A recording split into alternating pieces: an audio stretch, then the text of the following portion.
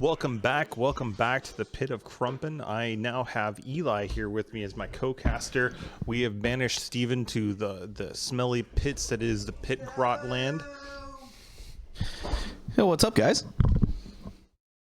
So looking at here, we have a game 2. It's going to be Spencer Miller with his Seraphon list that he's running with Hammerfest. That he totally came up with all on his own, completely. He changed one artifact, so it is indeed his list. It is totally his list. And then we are also seeing Matt Robisch running with his classic Daughters of Khaine, which he is not running, but we are seeing our very own community bloodthirster Jeff Vizgaitis taken to Hammerfest. So it should be an interesting matchup. Definitely something that we're looking forward to. Yeah, it's Doc versus Seraphon, which a lot of it comes down to key, as anything else, key engagements and how much can survive each activation. Can Spencer get the 3 wounds on Marathi every turn? Can each one get the right priority rolls? Because a double turn for either army is always crucial against the other. Absolutely. So we definitely have something going on with the good game coming up for you. Definitely something that we are excited to basically present to you as a community. So as far as lists going down the line here, we of course have Seraphon starting up with Spencer's list. Eli, would you run us through this list? Yeah, absolutely. So he's got Thunder Lizards, which is part of the Coalesced half of the book, which means that he's got scaly skin on all of his monsters and anything that is a Saurus, so including warriors that are summoned from the engine, meaning they're all taking -1 damage from the damage characteristic of successful attacks. He's also getting +1 on all of his jaw attacks. And he's got Primeval Domain, which means any terrain piece that is partially or wholly within his territory, including his faction terrain, gives him mystical terrain for him, and it's deadly for his opponents, meaning he's always +1 to his chanting rolls, and he gets a 6-up ward, while his opponents, anytime they basically make a move, they have to roll to see if they take mortals on a 1. After that, he's got his grand strategy being Show of Dominance. Not one that we see too often, but is really good in this build of Seraphon, because you just got to have 1 Galatian veteran unit in each quarter of the board. It does not say wholly within, and in fact, they FAQ'd it specifically to say that you can get it by having 1 GV unit in the middle of the board. So as long as he gets any of his skinks, or if he summons a Saurus warrior from the Edge of the Gods, and he puts it on the center, he's got it. So secret lizard tech right there. Oh yeah. And I believe he's right at 2k, so there's no point in having that triumph there, which is why it's not marked. So, going into the hero suite, we've got Lord Croak, who is the mighty undead lizard himself, knowing the entire spell lore, doing the mortal wound bombs with Celestial Deliverance that he can cast 3 times. He's got Comet's Call off of that. So much mortal wounds from him. He's got a Sars Astrolith Bearer key in this army because it has the aura of a 6-up ward for any of his units that aren't next to terrain. Gives him a little bit more flexibility in deployment and formations, and also getting the +1 to cast for Croak. It's any wizard, but Croak is what really is the most important. And then the 6 inches of extra range on his attacks, which is huge because it makes Celestial Deliverance 16 inches, and any of his other spells just getting +6 is good, including endless spells that he summons. Truly a scary caster that we see here. Definitely something that's going to basically play pretty heavily into this game, and should have a big effect on that. Yep, he's pretty much going to be +4 to cast always, between having the +2 on the War Scroll, +1 from Sage's Staff, because there's really no asterism that he's going to take elsewhere. It's in this list, very rarely is he going to take the great Hunter's Drake to get the +1 attacks on his End of the Gods. He's probably just going to be casting all the time, and the Astrolith Bear gives him another +1. If they happen to roll Arcane Terrain for all of the terrain features, because that's how we're playing this by Hammerfest rules, then Croak could be a +5 caster. +5. +5. Ouch. That is that's incredible. All those buffs is really important if it's a turn where you're casting 3 Celestial Deliverances, because that casting value does increase by 1 with each cast attempt that you make. So definitely an impressive caster. It's going to be a major linchpin in the list that we see Spencer running. What else do we have? Next up, we got the Skink Priest, which is just a foot priest. He switched the artifact over to him from Gavin's original version of this list, so he's got the Fusel Conflagration on him with the Prayer Heal. Now, the priest's main job is to stay in the Realm Shaper engine and activate it for mortal wounds, right? But he also can give +1 to save and run shoot charge on a flat 3-up. It's not a prayer, so he can still pray on top of that. and he has a command ability to get +1 to hit to a skink unit until his next hero phase. For a 90-point unit, is a pretty damn good buff support piece. And then the big linchpin hero is the Engine of the Gods with Prime Warbeast, being the general, so he gets all the attacks. He's Arcane Tome, so he's got a wizard, and that's really important because Croak has an ability called Arcane Vassal on his War Scroll. If the Engine of the Gods, being a skink wizard, is within 12 inches of Croak, Croak can determine his ranges from the Engine of the Gods. So it's essentially could be an extra 12 to like 15 inches of range on his spells. And that does still include the 6-inch range. And the thing is, with Croak, the way that it's worded, you still have to unbind measuring from Croak, not measuring from the Engine of the Gods. That's pretty sneaky. It's pretty damn good. Then he's got the mount trait for the Beastmaster. It gives him the +1, either +1 attacks or run and charge once per game, choosing the hero phase. He's got Hand of Glory. That's the pretty typical skink spell we see for reroll ones to hit on a unit wholly within 18 inches, I believe it is. And then he's got the Prayer Curse, which makes sense. He's got a bunch of skinks in there. He's doing a bunch of mortal wounds on 6s to hit on a unit 9 inches away. It's pretty good. So good utility there. From there, we have, of course, the skink suite. So we have a unit of 20 with bolt splitters, celestite daggers, and star bucklers. They're reinforced ones, so big unit there. Then we have 2 units of 10 skinks working in there, along with your 5 Saurus guards. So that would be your battle line. And then from there, we get a little weird. We've got 2 Bastildons, the Arc of Sotek, great blocking pieces. They're super tough. They can deal mortal wounds out there and just get in the way of someone. You have your core standard Bastildon with Solar Engine, especially with Thunder Lizard, you want at least 1. Yep.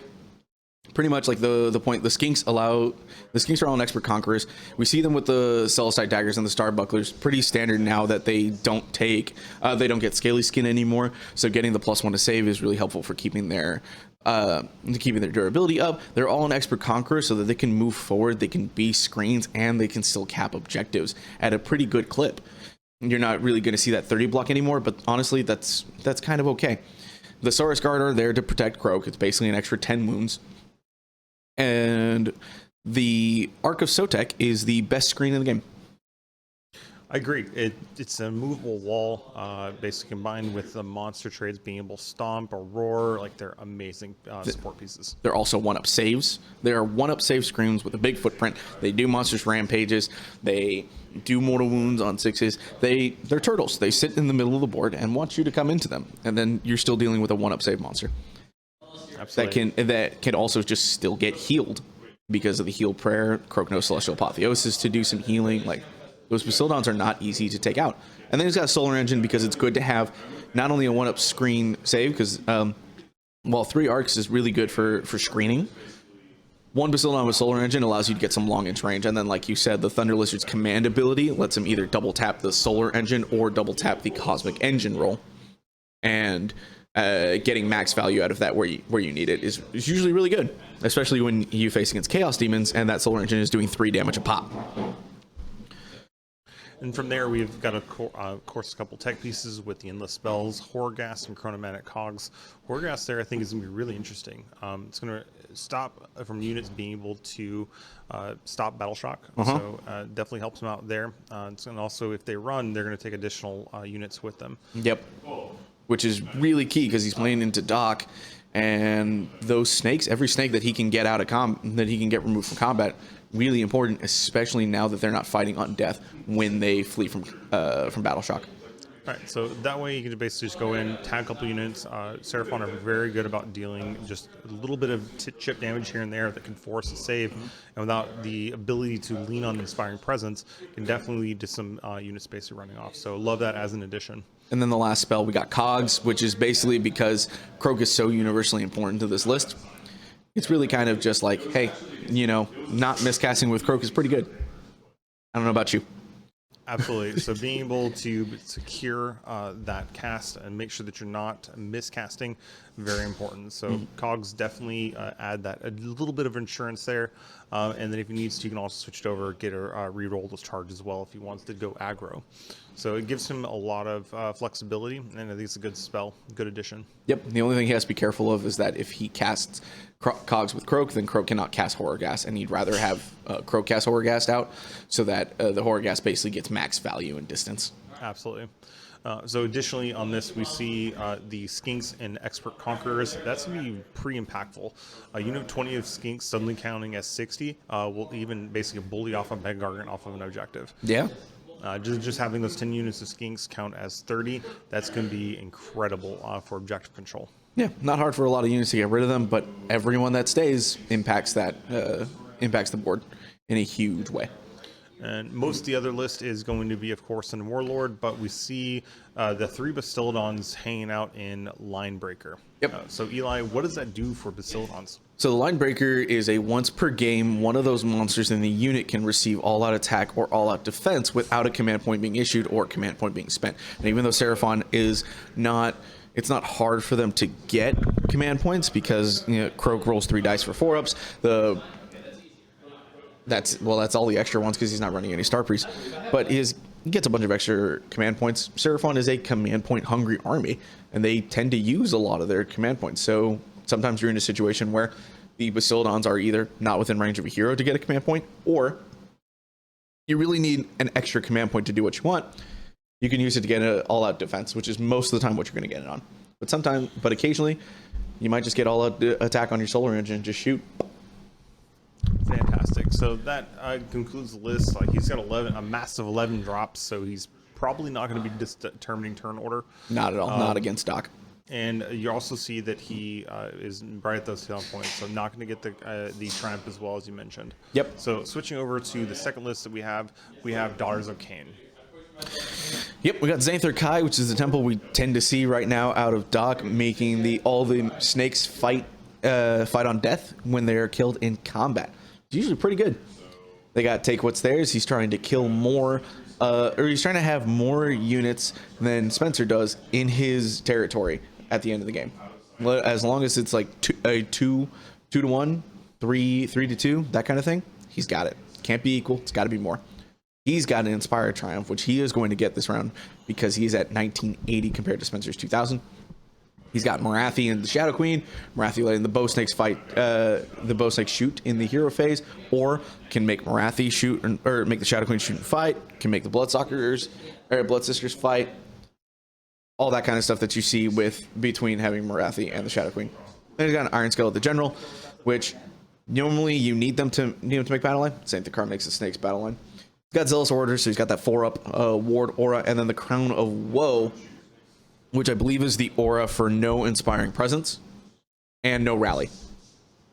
Doc is trying to make sure that the stuff that they kill stays dead. Nothing's coming back. They want the 4-up rally. They don't want anyone else to rally. Exactly. Rally mine, not yours. So from there, that's Hero Suite. We also have 10 Blood Sisters, a unit of 5 Blood Sisters, and a unit of 15 Blood Stalkers. Yep. So this is typically what we see for this snake-based list, looking to really lean on the output of the snakes themselves, whether it's the melee snakes or whether it's the shooting might of the Blood Stalkers being able to double tap on those targets. Yep. For those of you that don't know the difference between the Sisters and the Stalkers are the Bow Snakes, the Sisters are the Spear Snakes. And then a Matt special, he's got the 5 Doomfire Warlocks, whose entire job is to cast the Bloodreich Viper. Exactly. So this is Matt's own little take on it. Every player tends to have their own pet unit, the unit they love dearly, and in this list, it's the Doomfire Warlocks for Matt. It may not be something you see regularly, but it is a very effective unit. It gives them a lot of options, and since they do have Levitate, they can make a unit of Blood Sisters fly. So that's definitely a little scary. Having the snakes just not being worried about terrain and movement in general can catch a lot of people off guard, or they can simply just cast the Bloodreich Viper and send that right into your face. Yep. And the Bloodreich Viper, if it's hitting the skinks, taking 3 skinks out. If it's in some of the other stuff, it might take 1 or 2 models out. It's not taking out a Bastildon, though, so not going to happen. Absolutely. So very solid list. Matt has been pretty proficient with it. It is a list that he has used effectively within our local tournaments several times. And is, I believe, the list that Jeff Physiatis has taken over to Hammerfest. If anything, he changed the artifact on the Iron Scale, and that's it. Or he changed the hero to the Bloodrack Medusa. Can't remember. Yeah, but It's effectively the same thing, though. the bones are still very, very similar. So Oh, yeah. So it's going to be kind of interesting to see Matt, who is a true master when it comes to Daughters of Khaine, utilize this list against Spencer's Seraphon list, an army that he knows very well, has played pretty effectively throughout his career, and so I'm very excited to see how this is going to go. He has played a lot of games with Doc, and we really mean he has played a lot of games. Now, one thing to point out here is that Matt's list is at 1 drop, so he is going to be able to take that first turn. Yep. And just go ahead and basically take that first turn, and it's going to be really important for him. He wants to decide where those lizards are going to go, what damage he can do, but most importantly, where Proving Ground is going to go. Yep, pretty much. There's very rare situations where that Doc player is going to choose to go first, and the Seraphon matchup is definitely not one of them. Daughters does not want to get doubled by Seraphon, so there is 0% chance on any battle plan that Seraphon is not going first. So switching back over to the table, let's see where our players are at currently. Oh, looks like all the terrain is mystical again. That's what they rolled for it all. Again, we're playing by Hammerfest rules, which means all the terrain is getting one mystical terrain feature in the battle round. We don't know what they're going to be, so we're just rolling for it to see what it is. So definitely kind of an advantage. We're going to see mystical terrain take effectively for both armies. Bloodstalkers, Bloodsisters get that 6-up ward. But most importantly, we're going to see those priest rights are going to get a +1 on the chanting roll. So that means that Curse is going to be going off at a pretty consistent 2-up. Now, even more notably, because of the way Primeval Domain works, Matt really only gets mystical terrain on terrain that's not partially or wholly within Spencer's territory. Because the way Primeval Domain works, it just says the opponent doesn't benefit from mystical. So rolling mystical terrain really just means, hey, only half the board is mystical for Matt. I mean, it isn't. It may not be as effective. We will see most of Matt's army make use of the 6-up that they natively get by being Daughters of Khaine. So we'll see them kind of utilize that and lean on that. Yeah, truthfully, with the way that the list is built, Matt doesn't care about mystical terrain because, like you said, he's got the Fanatical Faith Ward for the 6-up, and he's not running any prayers in this list. This is a prayer list. This is a priest list. Daughters of Khaine list. It is magic. He would have preferred to have arcane. The thing he cares about more is the fact that when he makes any moves or charges, all that terrain still counts as deadly for him. So the map that we are playing today is going to be Nidus Paths. That's going to have big effects on the mobility of both these armies. As Spencer is playing Thunder Lizards, he doesn't quite have the traditional mobility that we would see with the Lizards. So being able to basically move on the board edges can be very impactful. But also we'll see the possibility of the Daughters of Khaine being able to basically teleport across the board. Basically, they are that fast. For those of you that don't know how Nidus Path works, the corners diagonally from each other are connected, basically like a teleport option. The bottom left and the top right, and then the top left to the bottom right. If at the end of the movement phase you have a unit wholly within 6 inches, they can teleport to the other corner of the board, wholly within 6 inches. It's just a way to get across the board. The most sneaky way that you might see it be used is to get from one deployment zone to the other, because again, the bottom left and the top right are linked. Now, what we can notice here on the board is as they kind of finish up their deployments is that both Spencer and Matt have both basically taken precautions against Nidus Pass coming their back line. They've pretty successfully screened those out to make sure that those are not going to be a problem. Yep, absolutely. And it's probably not going to even come into effect that much of this game, because it's not like you can teleport from one Nidus Path to the other and get on the objective. They are just too far out of range for that. The objectives are more than 6 inches away from the bubble. So really, you mostly see it to get into the backfield. With the playstyle of these armies, I don't really see Nidus Pass being too effective. No. Spencer's army definitely wants to basically just turtle up in that corner, hang out, do the damage that they can do long range, and just slowly move on objectives. Whereas we see Matt, he pretty much wants to take the direct path to those dinosaurs. Yes. He has a huge fire base with those with the blood stalkers, so he's going to want to basically put those fairly centrally, and the blood sisters, they're going to basically move forward along with Marathi to just engage lizards directly. Yep, Spencer is going to have to be careful because Matt can give the blood sisters run and charge with the iron scale, so that is possible. He is going to have to try to defend. The blood sisters do have enough attacks, and depending on the round, enough buffs that they could take out a turtle. Could being the operative word, depending on what the save is. Again, 1-up saves, and it takes 3 damage to bracket them. I'm not going to say it's hard. All I'm going to say is I've had combat rounds where Bastiladons take 0 damage from like 20 attacks. So I think this is where we look a little bit more into the War Scrolls themselves. Blood Sisters themselves have a Crystal Touch ability that allows them to mortal wound at the end of combat phase. Yep. So that's going to be very effective here, especially with those 1-up saves. Dealing those mortal wounds directly to them is going to just basically bypass that thick armored shell of the turtle. Yep. The Crystal Touch is absolutely what Matt is going to be banking on to take out the turtle. Hopefully, 10, if he gets the first activation, 10 2-up rolls. He's basically trying to get 3 damage on so that mathematically, if he gets the 1-1 that he's supposed to roll, he takes out a turtle, right? If the turtle's not in range for the ward, which should be because he should have that Ashwith Bearer prepared, then he's fine. Spencer's probably not focusing on that back objective at all. He's probably going to try to spread out, get to the other 2 objectives, and usually be okay. Spencer is running over here. He's gonna is he hopping on the mic? He's got something to say for everybody, maybe? No, he's just taking over the mouse. He's doing some very important computer work, getting all up in our grill right here. I don't understand what he's doing, but I think Spencer's putting out a poll for you viewers in the chat to determine his success. Yes, that is correct. So we have a poll in the chat?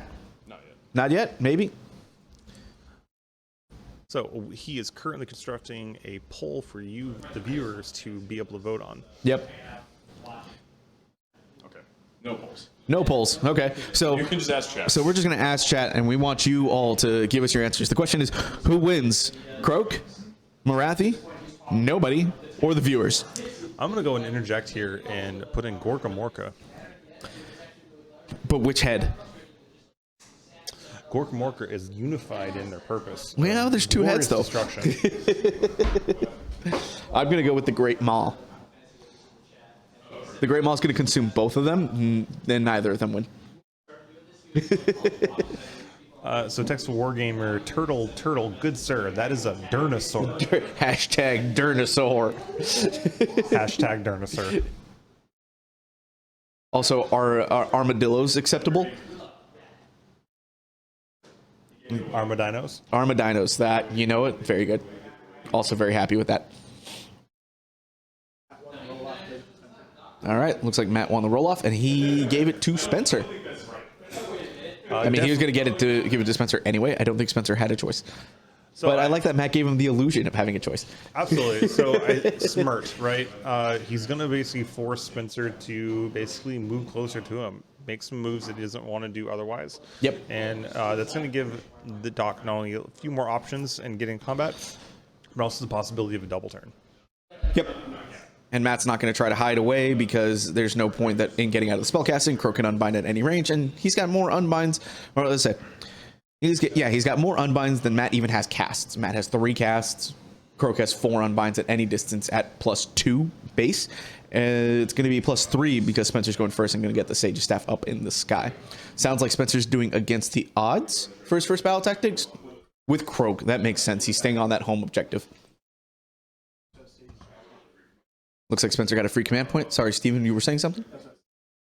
Yeah, okay. Sage's Staff up on Croak, just like I thought. Ding Dongosaurus Maximus Rex Reximus Big Assimus. Beautiful. Love it. Looks like Matt's going to get a command point on Marathi Khaine, so that's the little one, not the big Shadow Queen. Sorry. For what? That dice may have bounced off the Bastillodon. How dare Matt hurt my Bastillodon? Notably, Spencer does not own 3 Bastillodons, so he is borrowing one of mine. I believe it's representing an arc. It's in the bottom right corner there by the pyramid, the darker looking one, to contrast Spencer's style of brighter colors.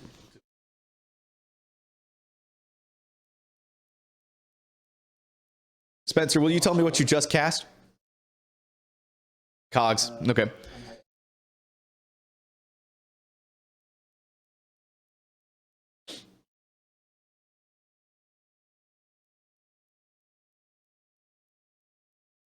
So Cogs is coming down. The question is, who cast that? Was that Croak or was that the Engine of the Gods?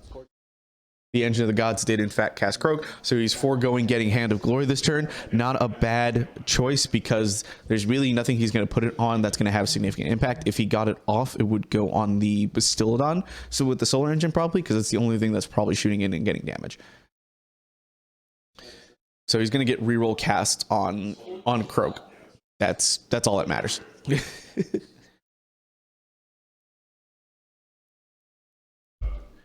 Against the odds. So Croak is now +4 to cast, re-rolling.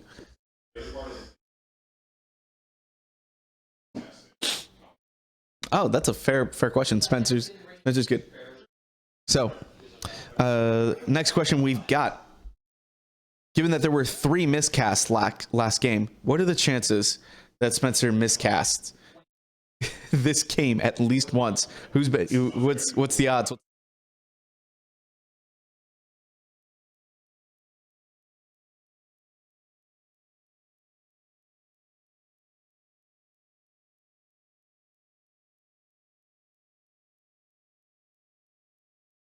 Spencer, I can remind you. Don't forget you can dispel endless spells.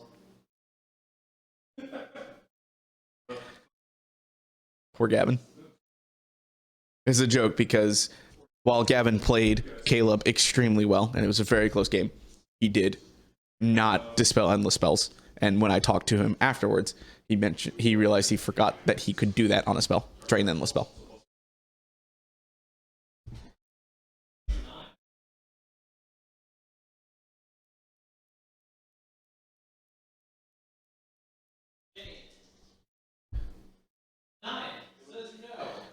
So it looks like no Comet's Call this turn. No Comet's Call? No Comet's Call.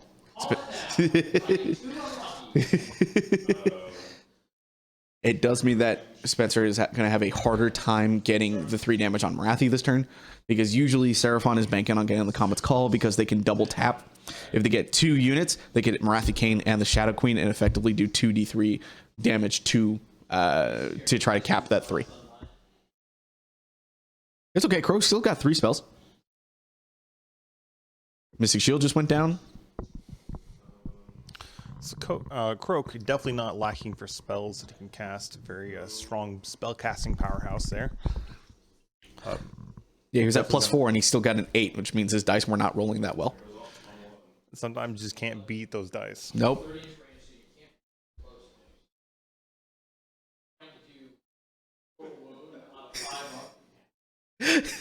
Spencer getting real big brained here. He casts Stellar Tempest at a 30-inch range with the buff to range. He is targeting the Shadow Queen to do a mortal wound on a 5-up. He rolled a 6. And Matt filled the ward, so Shadow Queen takes a damage. Truly a big brain play. It is the biggest brain play we've got. I'm not necessarily right. This is just 5 up to do more. It's tricky. It's tricky. All right, fair enough. I didn't see it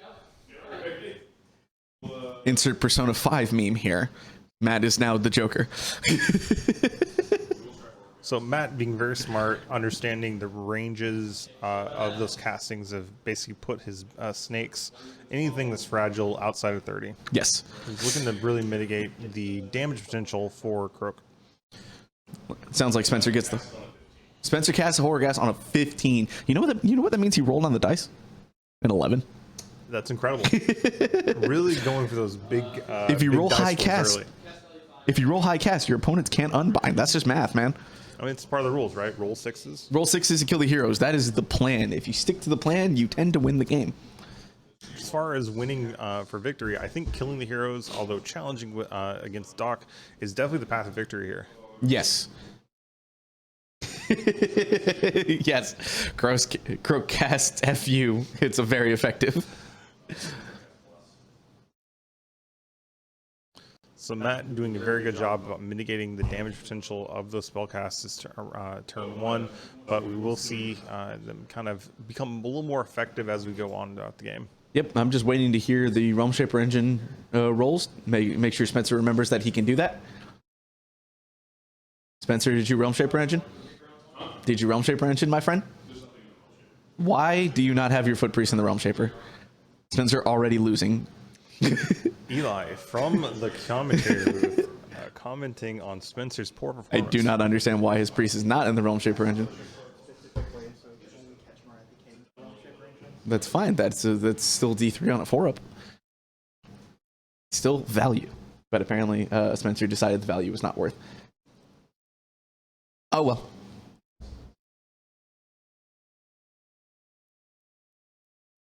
So basically what's probably going to happen, if I'm getting guess what Spencer's going to do, is he's going to try to get the engine within the Engine of the Gods within 24 inches of the Shadow Queen right there, so that he can hopefully Cosmic Engine roll into those mortal wounds.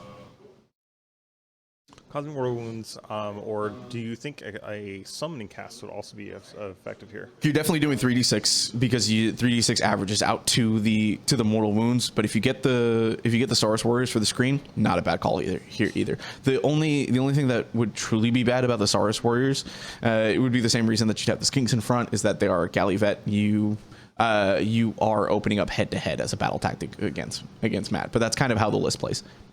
Absolutely. And Matt opting for the 1-drop does not have any bounty hunter units, so all those Gallivettes are pretty safe. To be fair, he doesn't really need bounty hunters. He is rolling a lot of attacks. That's true. The output of snakes and generals is fairly disgusting. He also has Mind Racer in his back pocket, and if he somehow gets it through Croak, those snakes would still just be doing 2 damage at 2 random pop. That is a tall order, Yeah. getting Mind Razor through Croak. I like to call it the big go button, and one of Seraphon's job in this matchup is to prevent the go button from going off. Although Definitely something we'll see kind of as the game progresses. Like, can Matt get off a Mind Razor? It's definitely one of the win conditions for Doc overall, is getting that spell off consistently. Yep. In this matchup, Matt is not going to be planning to get Mind Razor off, but if it does, he's sending it out.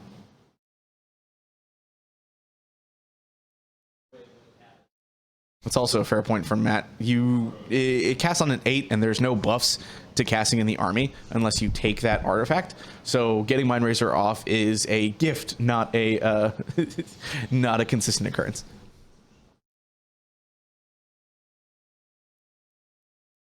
We've got seeing just some general shuffling around, moving guys around, getting them where they need to be. He just moved that Basildon over everything else, which makes me think that you spent the command point from Croak to give him fly. Yeah. He's at 0 command points. Okay, bold move, Cotton. We'll see how it works. Burn through them really fast. Spencer, you did remember your 3 4-ups. 3 4-ups, Spencer.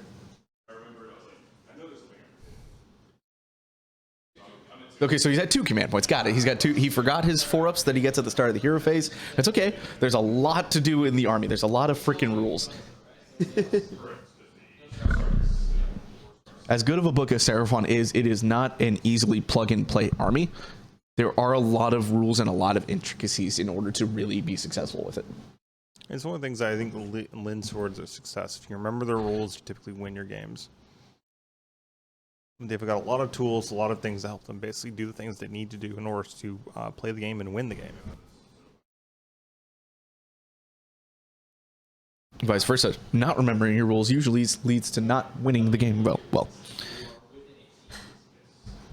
So we're definitely seeing Spencer kind of spread out, take ground, move towards objectives, and basically try to get an early point lead.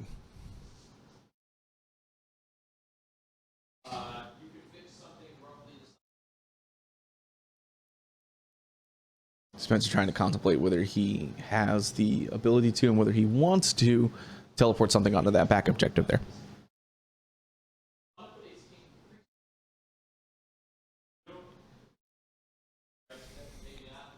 But I don't think that's a good idea. Yep. Joking about how he can fit this King Priest back there, but is that really a good idea? No. Matt offering helpful words of wisdom to his opponent, definitely offering to let him move the King Priest in range of the blunders that is the Blood Sisters.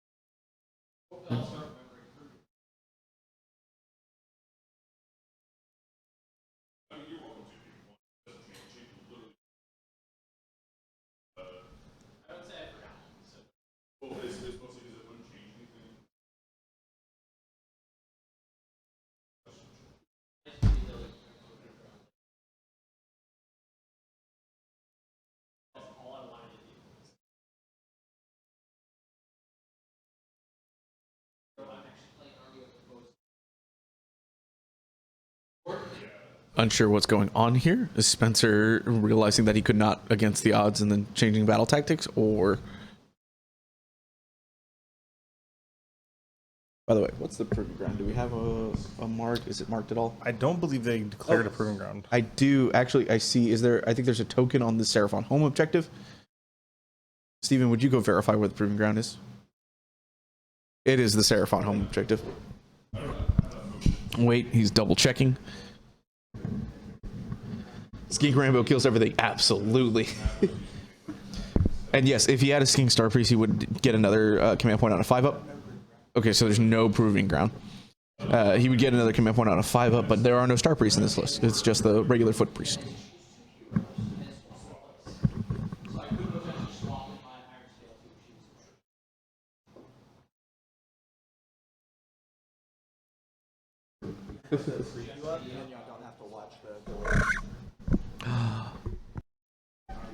Skink Marbo. Love it, guys.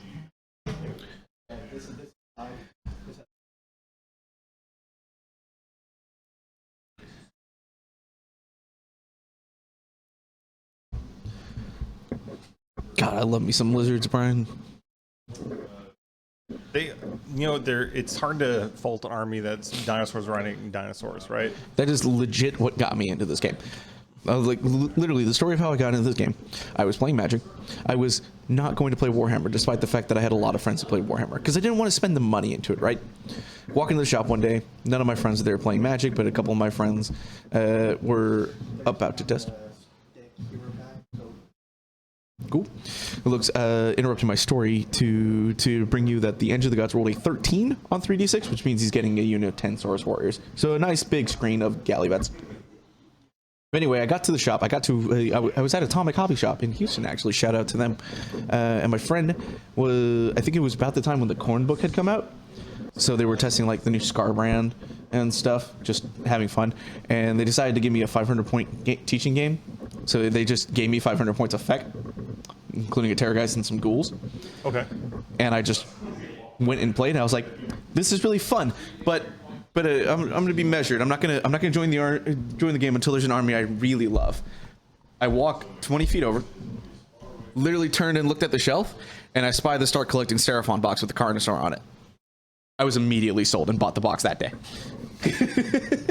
It's hard, like, it's just too cool, right? Lizardmen, dinosaurs riding dinosaurs, some of the best sculpts GW's has, and consistently Seraphon have been pretty strong throughout their run in Age of Sigmar.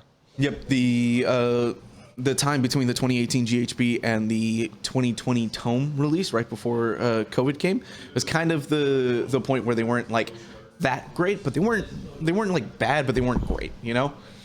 They had a really good summoning build that had 2 Engine of the Gods, and then just some fun stuff because Thunderquake Battalion was a thing, Shadow Strike Battalion was a thing. They had some really good tools, but they weren't like rocking anybody like constantly. Did you play in the time of the Croaknado? I did not get to play the Croaknado well. I was too.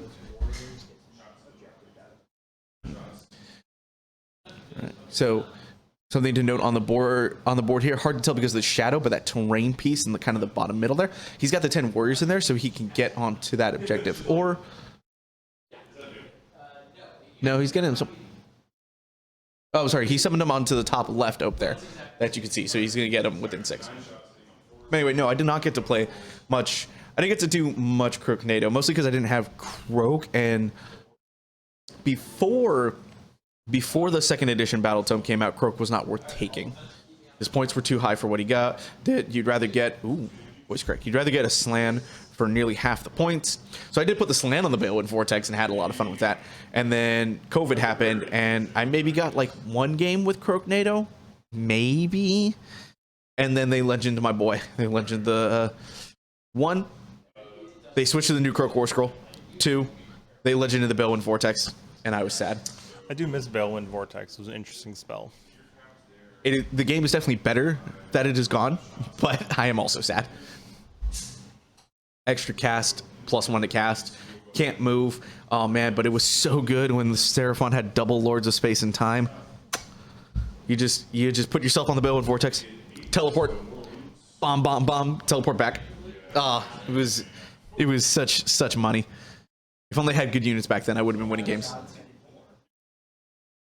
Hate is not Mortal Wounds. No, 9 through 12 is Mortal Wounds.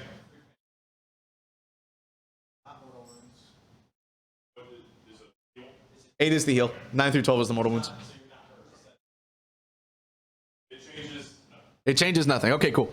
So Spencer decided to spend his command point at the end of the shooting phase to double tap the cosmic engine roll. Oh, okay, double tap the engine roll. So he rolled an 8, which is the heal. Every Seraphon unit wholly within 12 inches heals D3, and I don't think anything needed to be healed. If he rolled the bolt, nothing was in range for bolt. The Engine of the Gods is too far away. So, yep. Okay. Spencer has 2 objectives, so he has hold 1, hold more, and he got his battle tactic.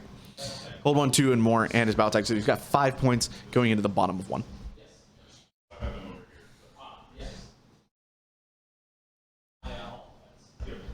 I can confirm that painting the dinosaurs are extremely fun. The Stegodons are very, very much fun. Very good fun to paint. The Bastildons can be really cool. There's some cool stuff you can do. It's just a blast of an army to not only collect but to play. The Jurassic Park starts to crescendo in my head. Yes, absolutely. I'm pretty sure it's a couple times in GT where my head just goes. And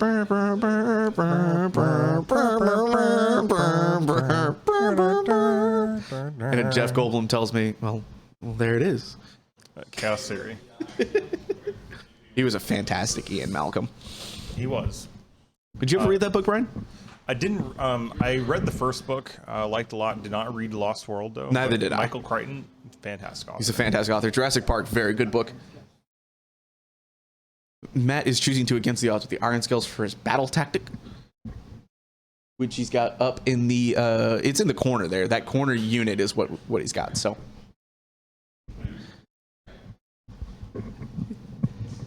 You son of a bitch. You did it. Jurassic Park, fantastic movie, fantastic book. Definitely one of my favorite books I've ever read. If you haven't read the book, I highly suggest it. It's a very different experience, right? Because the book itself, quite bloody. Quite bloody. The most stark change that I remember is that the kids were switched. In the movie, I believe it's the movie. The older child is what, the girl, right? The sister. I believe so. I believe so. And then they made the brother the younger. In the book, the brother's the older one and the sister's the younger one. Same names, but they just reversed their roles for whatever reason. Can't remember if Spielberg had a reason for doing that, but it was one of the things that I noticed when I read the book, because I saw the movie first. I assume because he didn't want to electrocute a little girl. But that, you know what? I can understand if that was the case.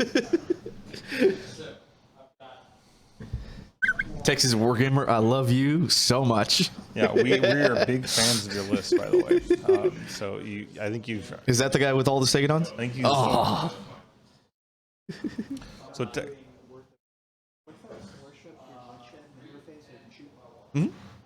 Makes sense. Where's he shooting?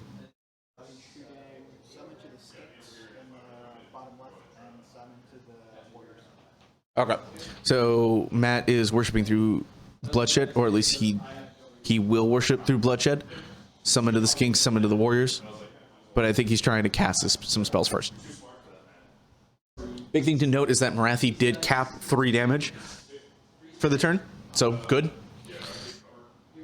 If you're wanting to get Marathi off the board, doesn't matter what army you play, you're pretty much trying to cap the 3 wounds every turn that you can. Seraphon, one of the few armies that can do it as consistently as anything in the game, because they can Comet's Call throughout the game, and they can also, when they get attacked, they're pretty reliable on either unleashing hell or doing some mortals in combat or some what have you. They have ways to hit if Marathi Kane comes in, even though she's -1 to hit always. You can stomp her because of all the mortals. Marathi is almost the build you want to see with Doc because there's less units and Marathi Kane is not much of a problem for you. I love playing into Doc. I think it's a very fun matchup. It can lead to some very swingy games. Like these 2 armies are on a pretty even playing field with each other. Put 2 good players on the opposite sides and it can come down to just the little decisions, even sometimes just coming down to the priority rolls. If you have a game that just comes down to the priority rolls, that's not a bad game. That's a pretty well played game. There we go. 4 dead skinks and 3 dead warriors from worship through bloodshed. The question is going to be, what can he get rid of? Looks like Matt also got rid of Horrorghast. He dispelled the Horrorghast. That's a good thing. He is going to be moving forward this turn. He does not want to have to deal with Horrorghast messing up his stuff. The thing is that on his Spencer's next turn, that Horrorghast is coming back out, and that's gonna be rough for the snakes if he gets it off.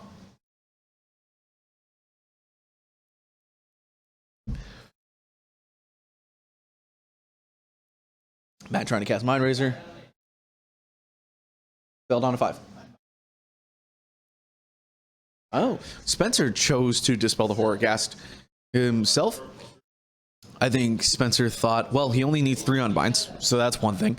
And I think he thought, well, he probably retracted his thought and was just like, well, maybe he'd rather not get Horrorghast dispelled during his turn because he's going to be in a position where he wants to take the turn if he wins priority. Absolutely, yeah, low bravery order. Well, the snakes aren't that low bravery. The snakes are 8, but the snakes are only 2 wounds apiece. Horrorghast kind of fucks that bravery up. Yeah. Matt rolled a 5 to cast Mind Razor, so it did not go off. The big red button decided to be stuck for a turn. Croak said, no, I saw a 6. That didn't matter. Spencer going to learn that as soon as he just sees a 6 on one of the die, it does not matter what spell you cast on the other side of that field. It is not going off. Except for Mind Razor. Croak is Croak. Matt knows a healthy amount of what Croak does, as I played it for a while. He's very fun to play. Yeah, absolutely you shouldn't be playing with razors. It's liable to get some cuts on your hands.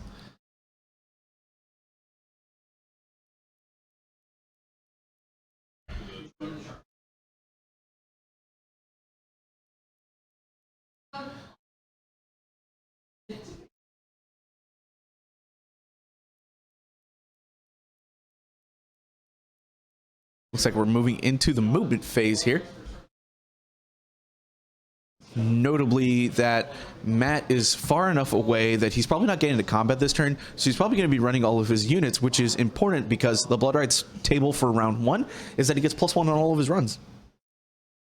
He could, well, it's +1 to all run rolls, if I remember correctly, so he cannot use the command ability and get a 7, for example, just get 6.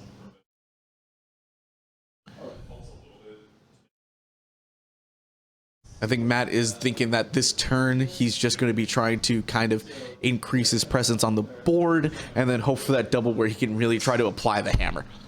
Yeah, just definitely base looking to toe the line, get out there, and basically collect what points he is, and set up for a big, hopefully double turn from going into top of turn 2.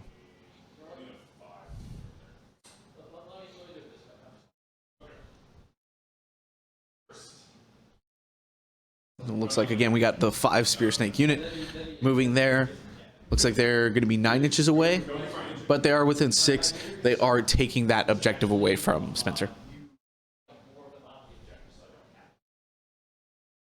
Very smartly staying out at 9 inches to avoid any sort of redeploy shenanigans from those dinosaurs. Oh yeah, she has the ability to. Will she?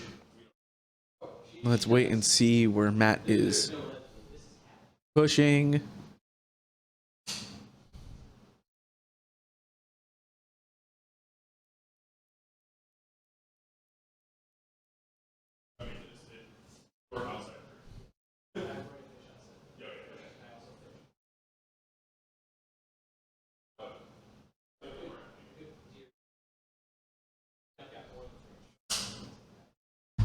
I think Matt trying to figure out what charges he has and whether it's worth trying to charge this turn. He also wants to make sure he holds on that objective if he decides not to charge. So he's just taking what he can, taking up space, taking ground, and just playing the safe moves that we see Robisch do in general. Yep.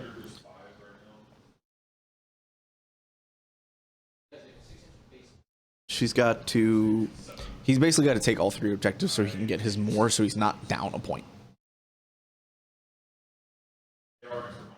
Yeah, one of the downsides of going second is you have to basically control the tempo. So in this case, Galatian veterans they're pretty much prevalent in both armies. Yep. So Proving Ground is not going to be the tool that it was we saw in the last game where it prevented you from taking certain objectives.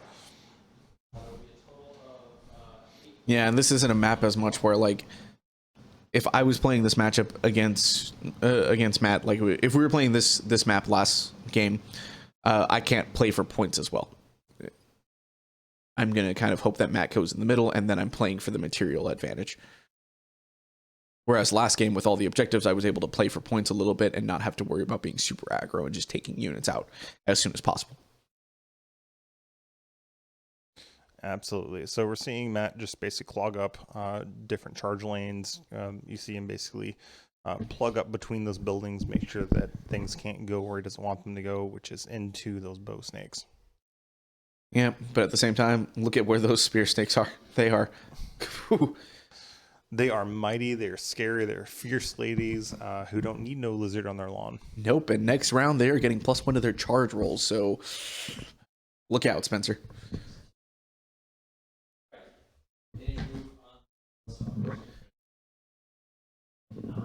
Yeah, Wargamer, you're absolutely right. Crichton wrote very good characters, and though, yeah, the wanting to punt the young child into the T-Rex was very, very much the feeling. Looks like Matt is pushing those bow snakes up right behind the spear snakes. And with a 24-inch range shot, he's probably going to be firing the entire silo on one of those Basiladons. Looking to try to get as many mortals as he can, but looks like the Astrolith Bear made its way into the Realm Shaper engine, if I'm seeing. The priest is in there, okay. From the vertical, but it's hard to tell which one was which. So the Astrolith Bear is over to the side of the pyramid, but I know the ranges well enough to know that Basiladon should just be within range to get that ward. That ward definitely helped mitigate some of the effectiveness of those mortals. Yes, absolutely. But the priest is now in the Realm Shaper engine, which means Spencer can actually use his Realm Shaper engine, which is good because, free damage is better than not free damage. Please stay tuned for the big brain Warhammer strats. I'll be here all week.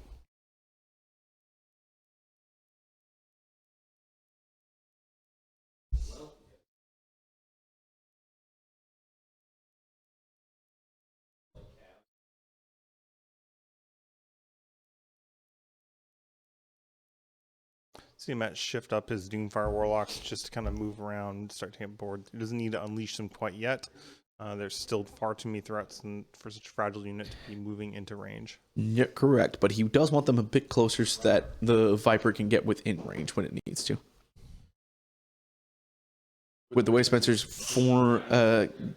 formation, the Viper is not going to be eating too many units unless he goes after the Warriors. But if that Viper gets on the board, it can stomp or smash the rubble.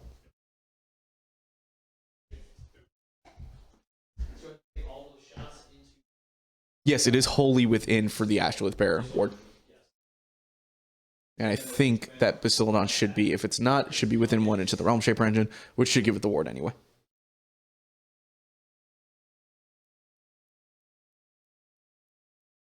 We're seeing all the bow snakes fire into the laser beam Bastiladon.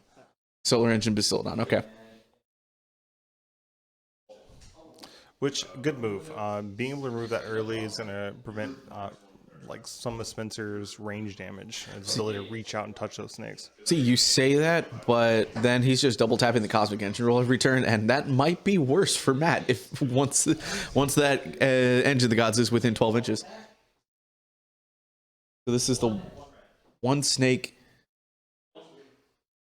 that hits, I think, the non-solar engine.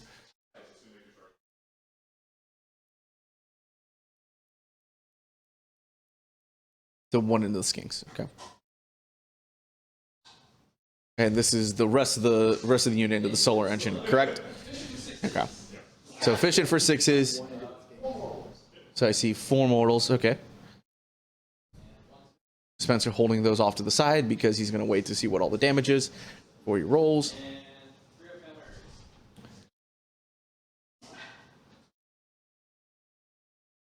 A good amount of 3-ups on those dock dice. Matt always wanted to roll dice thematic with his army. We saw the green dice with his Sylvaneth. He's rolling the dock dice here. So 12 2-up saves for the Bastiladon. We'll see how many ones that Spencer can roll.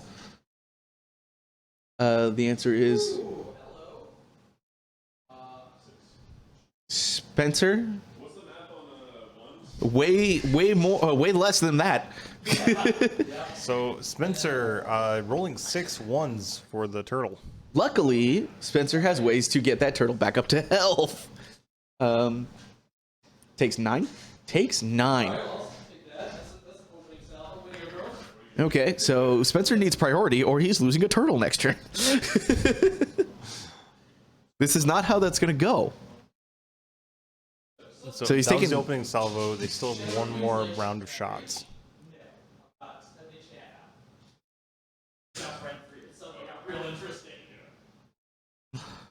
Yeah, Spencer absolutely needing priority, or he's going to lose that solar engine in the hero phase next turn. If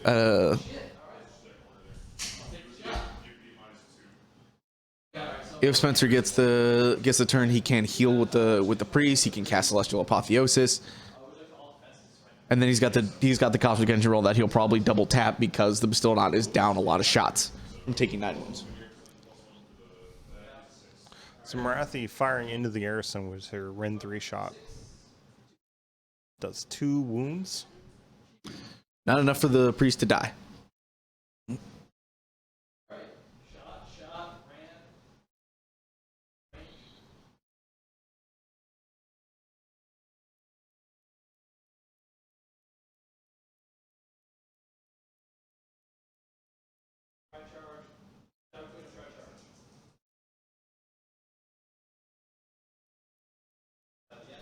Shadow Queen rolling double 1s for a charge, re-rolling that into a more respectable 9. 9 inch charge, okay. So getting into the unit of skinks that he's got right there. Not bad.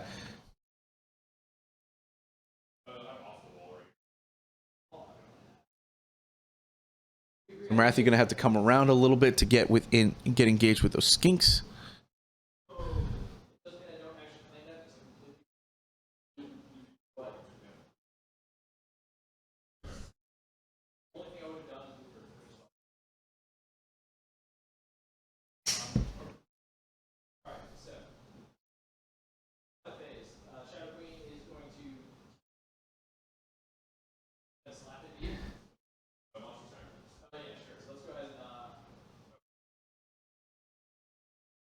Marathi with a stomp.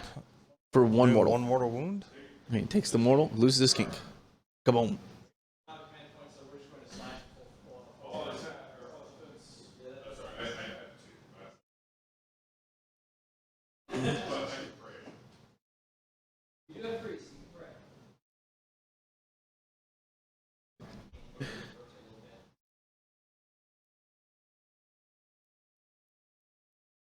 Basically, Marathi is he's trying to keep the Shadow Queen within range of Marathi Khaine, any kind of spells and things that need to be done.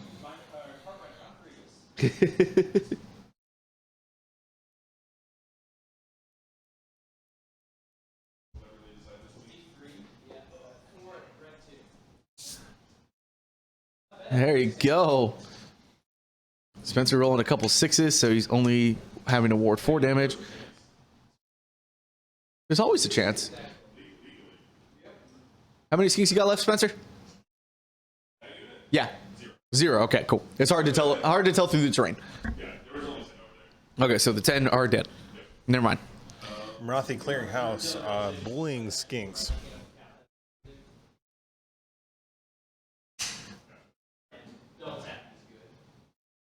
So notably, Matt saying that he's out of range to worship through bloodshed with the Shadow Queen, but taking that objective. Bro, looks like he's not on that bottom right objective, so nobody claiming it. But he's got 2 because he's got the top left one that you see on the screen. Yep. So he's got 2 to 1. We'll score them more.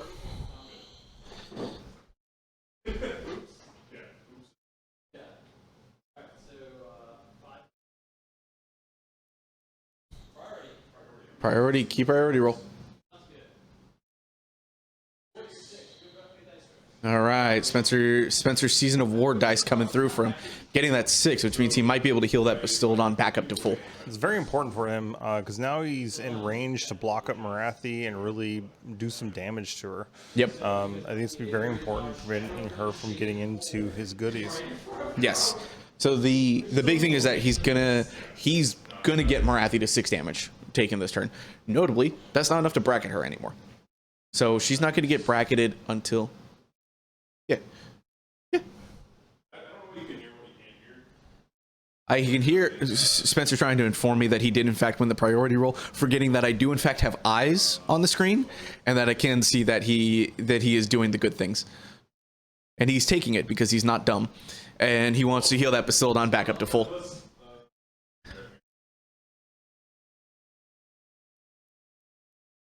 So the idea for that Matt wants to do this turn is Matt might want Matt considering proving ground. So it looks like Matt is going to proving ground the Seraphon home objective to prevent, because he can't take it this turn. So the idea is that he's not going to stop Spencer from preventing him from getting it later in the game. There's only 4 objectives, so it's probably safe to assume that each, with no objective being a proving ground last round, that it's going to be 1 a game for the rest of the game.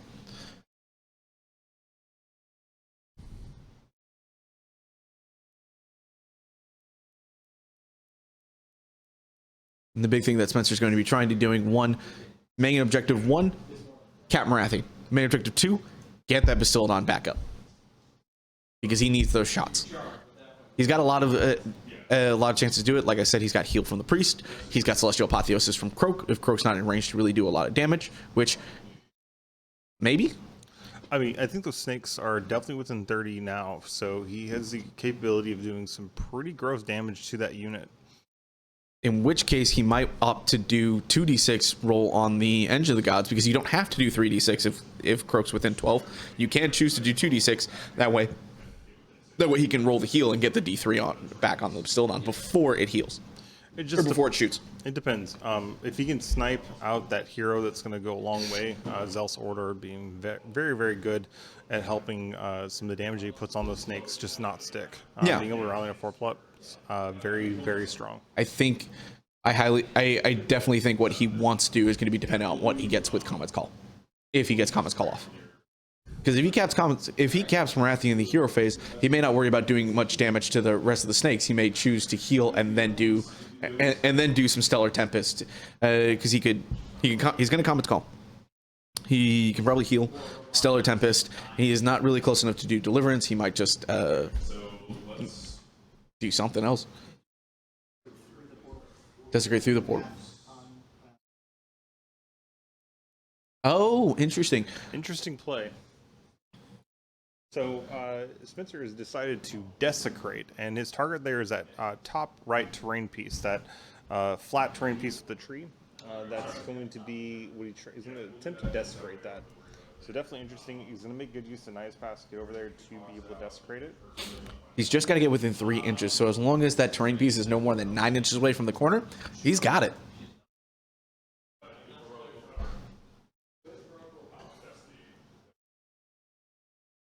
So definitely an easy battle tactic. It's going to put some pressure on the Daughters of Khaine going forward. Yep. I think Matt's probably regretting moving those Doomfire Warlocks now.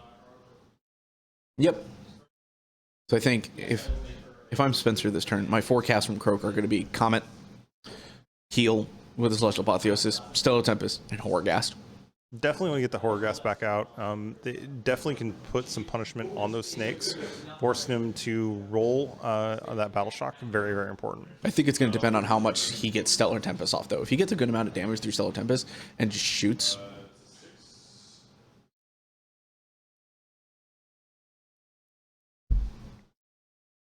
What spell did you cast, Spencer? Hand of Glory cast on a 6. Nope.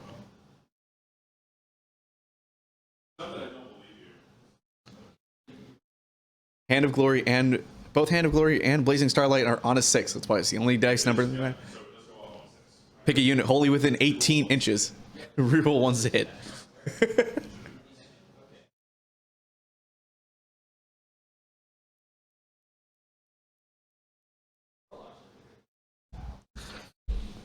So if he gets it off, presumably the Basilodon's going to be rerolling ones to hit. Yep. No Hand of Glory. Doesn't matter.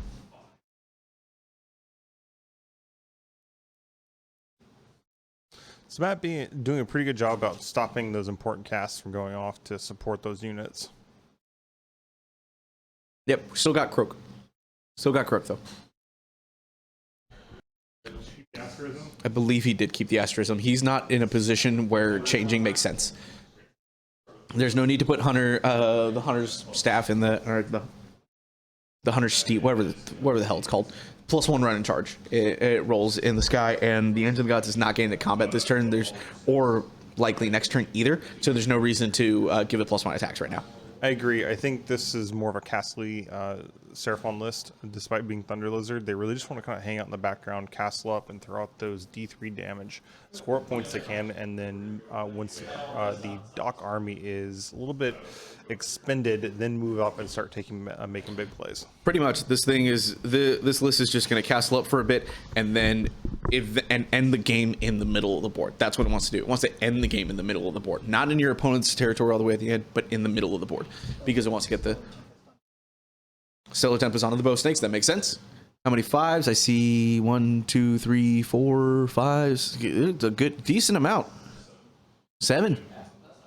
All right, 7, not a bad number. 7 out of 15. That's pretty good. Save 2, 2.5 dead.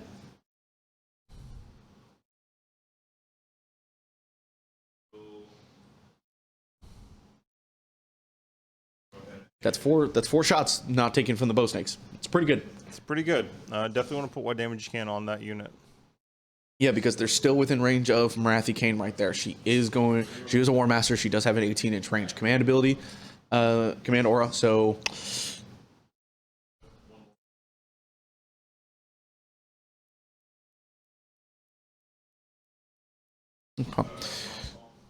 Spencer activated his Realm Shaper engine. He did 1 more wound to Marathi. 1 out of 3 that he needs.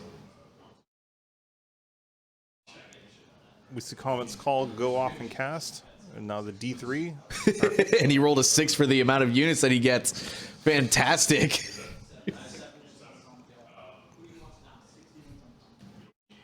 So Matt having 7 units on the board, this means it's going to hit all but one. All but one. Pretty much the. I think yeah.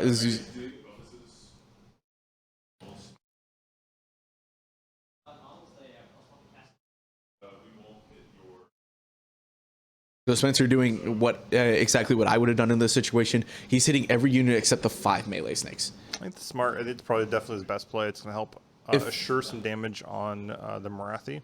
Yeah, pretty much. Like I said, Seraphon having one of the best options. Now, normally I wouldn't have like chosen all of them immediately. I tend to go as I go, because it's pick up to that many units. You don't have to choose. You don't have to get them all. So I usually just go in order: Marathi, Shadow Queen if needed, and then hit other stuff. If the Doomfire Warlocks were already at 4 models, I think you would have left them alone.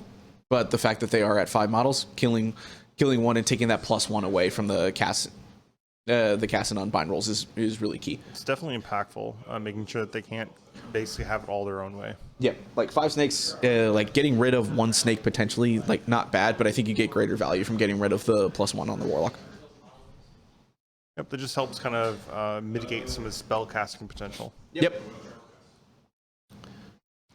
Horgast, a cast on a 9.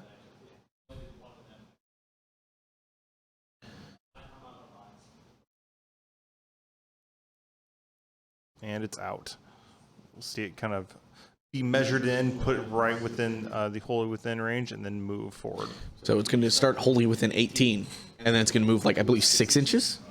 It's good. That means it will tag those bow snakes. Absolutely, he's going to hit the bow snakes and he's going to hit the melee snakes, which is great. He's got options.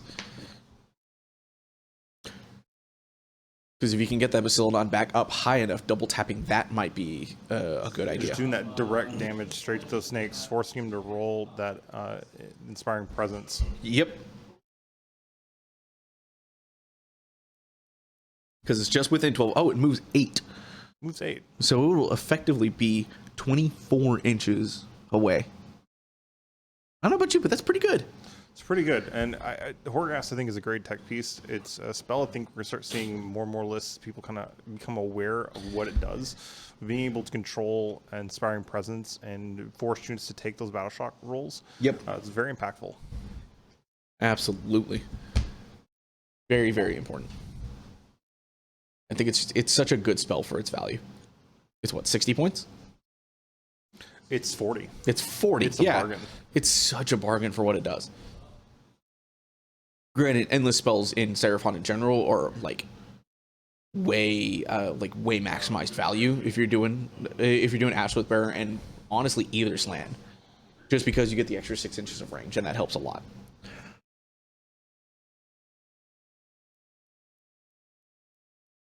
So a little healing going on the Bastiladon. I believe that came from the heal from the King Priest. He got the Starstone Staff off, so there's the +1 save. Looks like he's spending the command point to give him +1 to hit. Very good. Spending that command point there means that he's going to be on a 3-up to hit if he double activates the Bastiladon through both activations.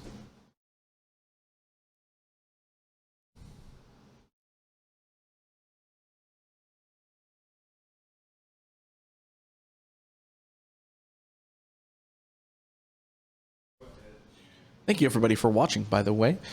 It's always fun doing this stuff. It's even funner when we have more people enjoying it with us.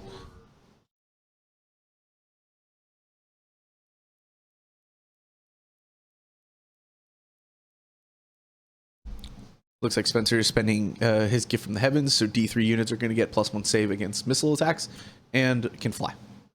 He rolled a 4, which means 2 units. And what gives gift from heavens? That is Croak's command ability on his War Scroll. Command ability from Croak. Fantastic. The regular Slan also has it. The regular Slan can give it to 1 unit. Croak can give it to D3 units.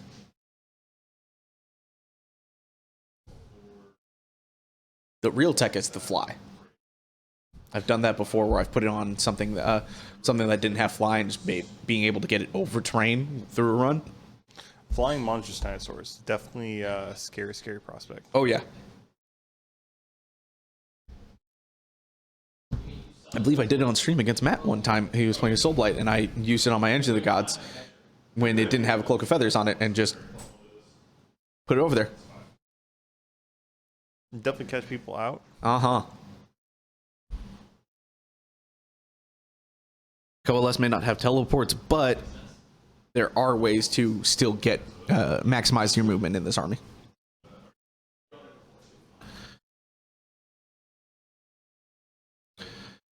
So what I would expect him to do this movement is to move one of those Pistolons down to kind of block the Realm Shaper engine from getting hit by Morathi,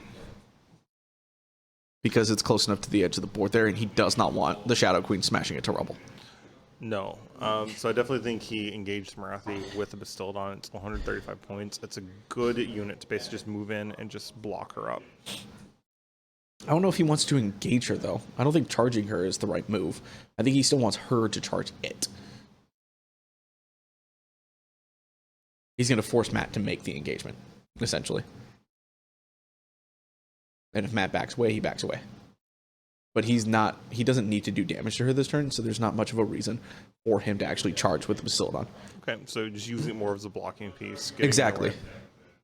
It's wide enough that he can put it like an inch in front of the Realm Shaper engine that Morathi, or that the Shadow Queen cannot get to it, because it is right at the edge of the board right there. If he puts that Bastildon down, she's going to be forced to kind of come around the top. And that's not that easy.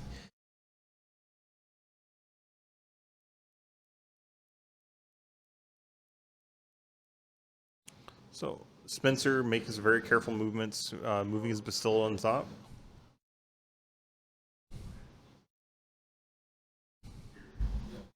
Marathi opts not to redeploy. Yep. There's really no reason for him to. Matt knows that. Oh, okay. Well, Spencer choosing to be a little bit aggressive with his Bastildon movement, so Matt is choosing to redeploy away. Looks like she rolled a 5.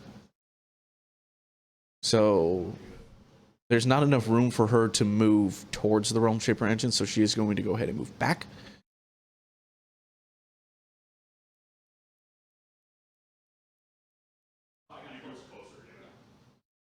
Yeah, can't move closer because of the 3-inch range. You still got to be without. You can't use redeploy to get engaged. So it's giving the Bastille +1 to hit the Herald of the Old Ones, the command ability from the Skink Priest, my friend. Oh, gotcha. Yeah, it's true. We have to go around the corner. That makes more sense. Okay. Silly. Yes.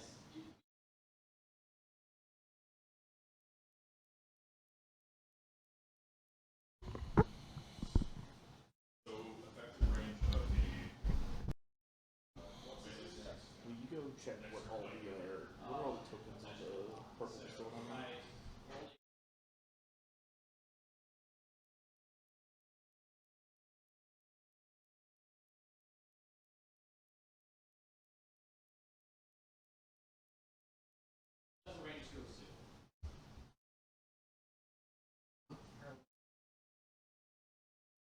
So notably, he can't get both Herald and Gift from the Heavens. They're both command abilities. You can't be affected by.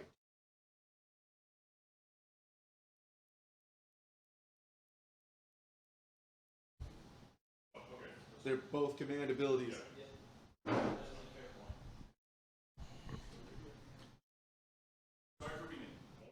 You're not a moron. It's something to get used to because that's how you did it.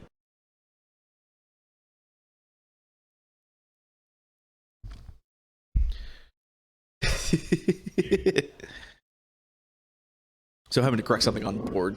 Spencer forgetting that units can only be affected by command ability once per phase, so you cannot put Gift from the Heavens on the Bastildon because he put Herald of the Old Ones on it. Don't use those heroes as much as you like to. My friend, I highly recommend it because Stegodons are skink units. Stegodons benefit from those little humans. Well, they're not humans, but you get what I'm saying. It is the eternal dilemma as a Thunder Lizard player. Do we add more skinks or do we add more big stompy dinosaurs? Well, the best thing is that in that subfaction, I mean, in the army, you get both. You do get both. Skink keyword is the best keyword.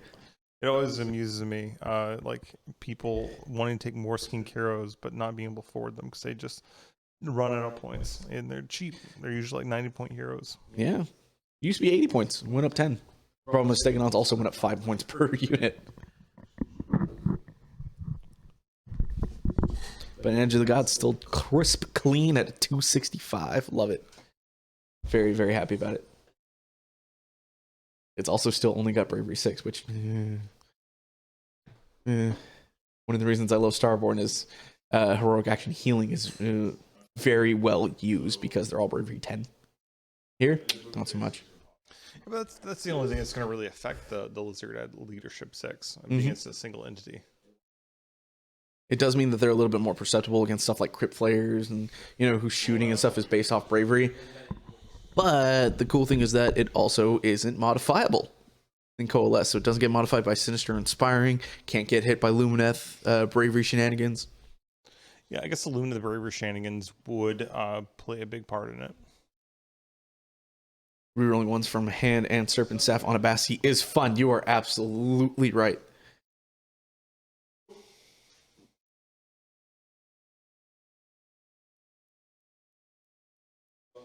As we move into the shooting phase, he's looking to activate the engine for the first time. So Spencer opted for 2d6 because he wanted to get the heal, but instead he rolls that 9 and gets the Mortal Wound Bolt. Trying to choose which unit he's going to get. He's not within 12 inches of multiple units, so he's going for the 1 unit on 24.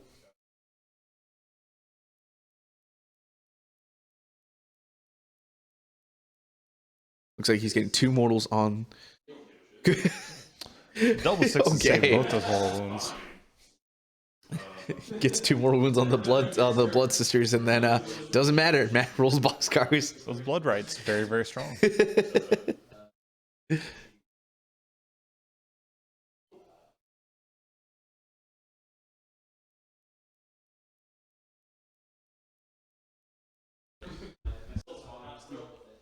How many wounds is the pistol I'm taking?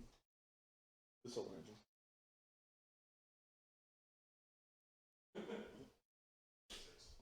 Taking 6? If he's taking 6, that means he's down to 7 shots on the Bastildon. You're welcome. He's 1 damage away from bracketing, so if he bracketed, it would have been down to 6 shots, and that's where it caps.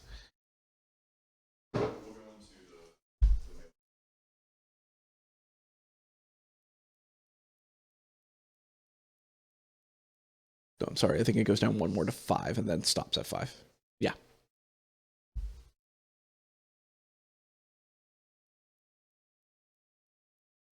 Oh, defense going on the snakes from the 7 shots are coming in from Bastildon, targeting those melee snakes. Let's see what happens.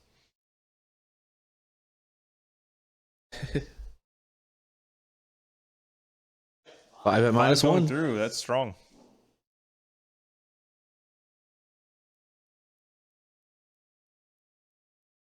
Looks like wards 2, so just takes 2 out.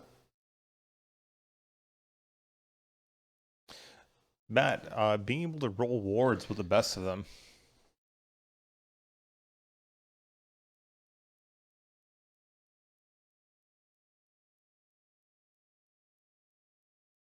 Notably, those Doomfire Warlocks are within 12 of the horror gas, so that Bravery 6. Yeah, Dar's Khaine, surprisingly low leadership for an Order army. Mm-hmm. Really Bloody relying on Frenzy. fanatical faith. The 8 Bravery helps the snakes a little bit because they are a bit harder to remove. You know, being 2 wounds apiece, they got the 6 up ward.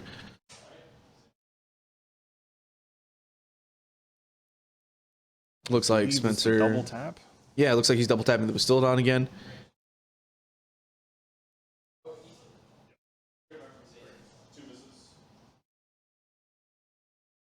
And looks like 1 miss, so 4 at minus 1.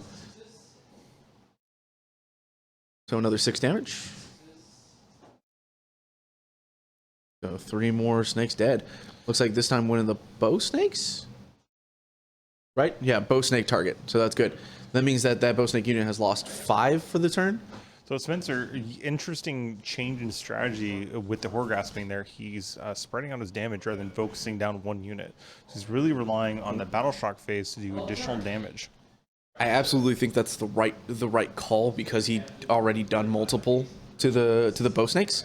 That getting a couple is not he can weather the melee snakes, but shooting but seeing how many bow snakes go away, there's a chance that that unit could be wiped, and Matt opts to rally instead of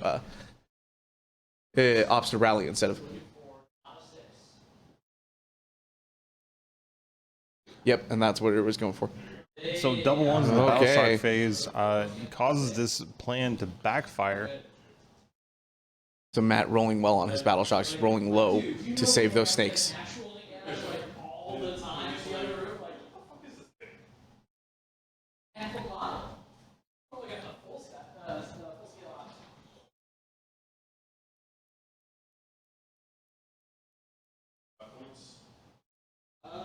Yes, it should be number 4. Oh, that's right. Yeah. Sorry. I thought it was supposed to be. Yeah, So Spencer only scoring 4 points this round, scoring 1, 2, but not more. So along with his battle tactic, will get him 4 points. Yep, couldn't get onto that objective because the Shadow Queen is there, which fair. Matt, we'll see what happens this round. They traded 5s. Matt has the potential to get a 5er this turn. He probably is getting 5 this turn. So it's just very dependent on what kind of... Okay. Matt doesn't get an extra command point. We'll see what happens. It was a good turn for Seraphon, but we'll see what happens. Turn 3 is going to be really important. Very curious how much Matt's going to clear off in this turn. If he's going to get to clear off much.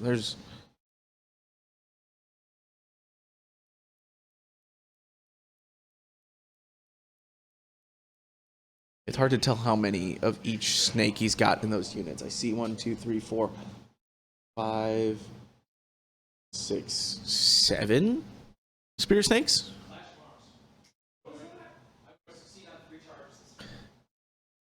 Oh, Matt going with a Khaine battle tactic, Clash of Arms. He must succeed with 3 charges this turn in order to score those points. And he's probably going to get that pretty easily. Because he's got the 5 snakes up in the corner. Got to get into the warriors. He's got the Shadow Queen on the bottom. Going to get into the arc. And he's got the spear snakes in the middle. Probably gonna charge. He can command point, get him run and charge anyway. He's got +1 on both runs. So...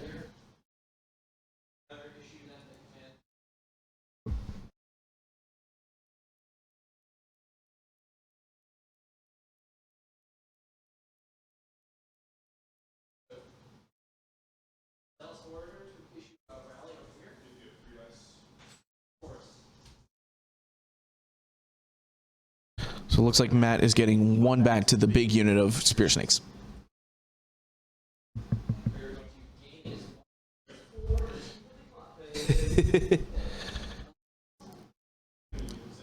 Matt choosing to put that spear snake right in front because free movement is free movement, and the extra few inches is really important for getting your battle tactic off, right? Notably bringing models back is within 1 inch of a model. So he's basically get the 1 inch plus the base size, right? Right.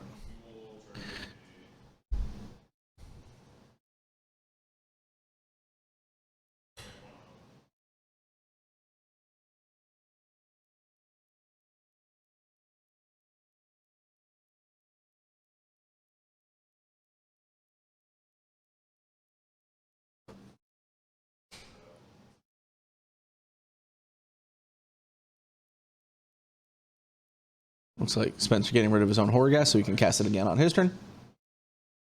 Fair move. Much more efficient to be able to cast and move where he wants to rather than just leave it up. Yep. I think you're right. It makes the most sense. You always want Horgas active on your turn. You never want to give your opponent the chance to get rid of it.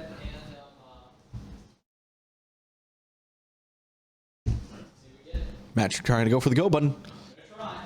He rolled an 8. And instead, Matt. Croak slaps down the spell with ease, saying, "No, not today, Marathi." Mind Razor got mind slapped by the undead frog. Rolling a nice smooth 15 to unbind an 8.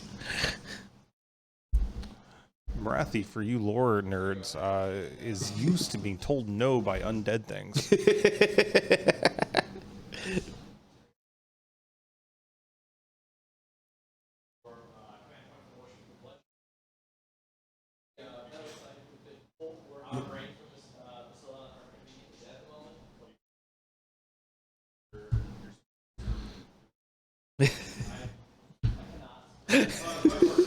Matt and Spencer having discussion that for some reason Marathi's unable to channel spells through other things, unlike Seraphon. How sad. She may be a god, but she's not better than a mummified frog. All right, are these shots going to wound Bastillon, trying to finish him off? Yep. Looks like 3 mortals. Not enough to kill.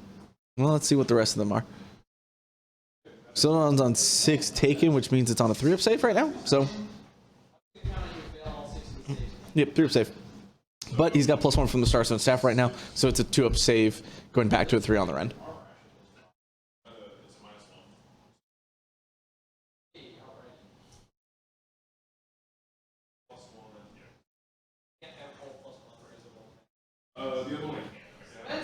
And instead, Spencer's dice fuck him over.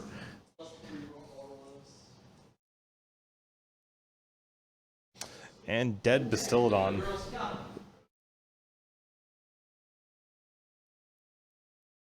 Spencer's dice decided to spike in the wrong direction, and so he lost a Bastillon that he really shouldn't have. A lucky break for Matt. It truly is. Lucky break. I believe I heard him say a gift, is the way he worded it. Yep.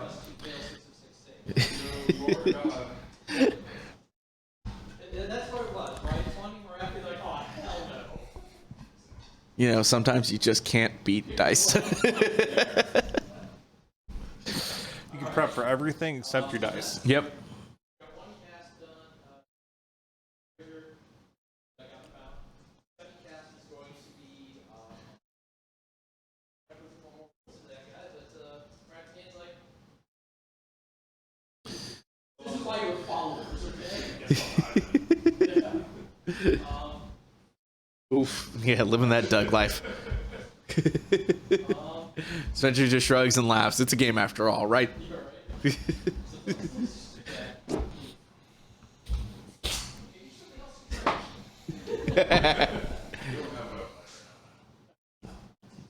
Where's that gin, Spencer?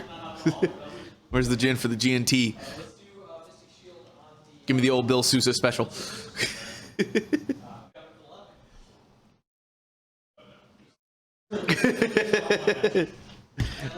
That's right. This is serious business with our war dollies.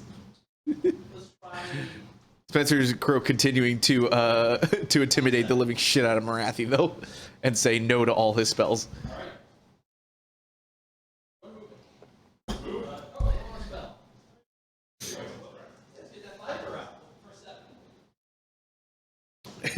Viper still eludes Matt, decides not to make an appearance. Not bad. The general rule of Khaine is anything in the boat is good at combat. Spencer in the background asking, "How are those Doom Fire Warlocks in combat?" To which Matt was, "General rule of thumb with Doc, if it exists in the list, it's pretty good at combat."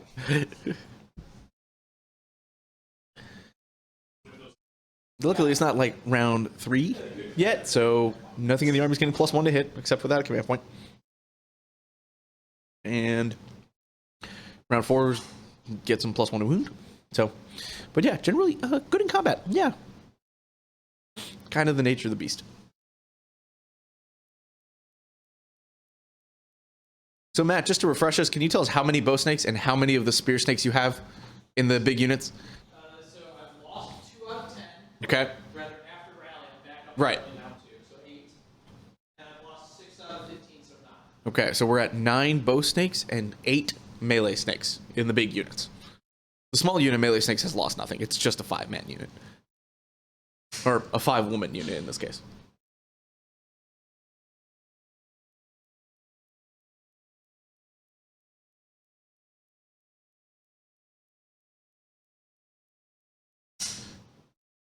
Matt trying to take advantage of the lane he has opened up for himself.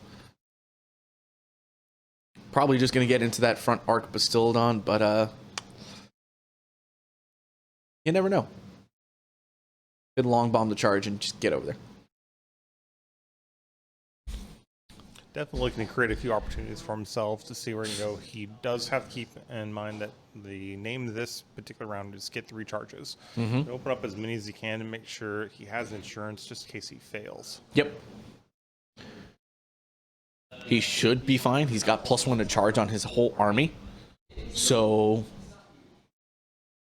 he's 3 inches away with that leftmost spear snake for the Bastildon. Spencer should absolutely redeploy here.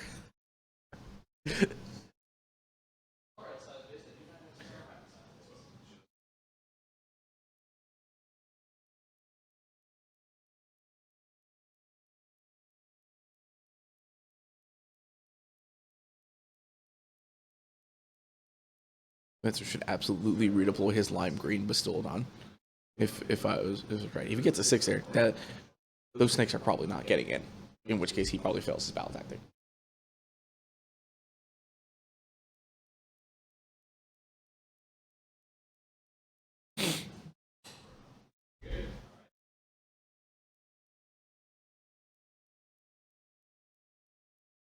Since they're opting not to redeploy.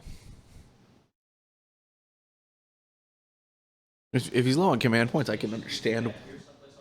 That.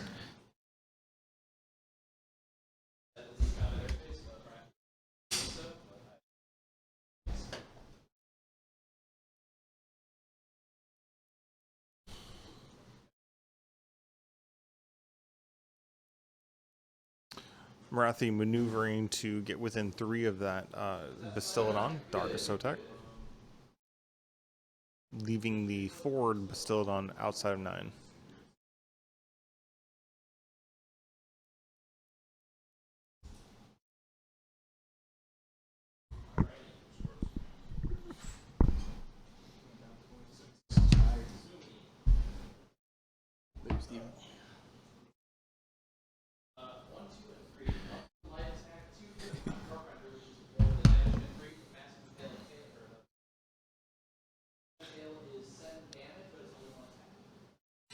And the redeploy to try to keep Marathi from getting in.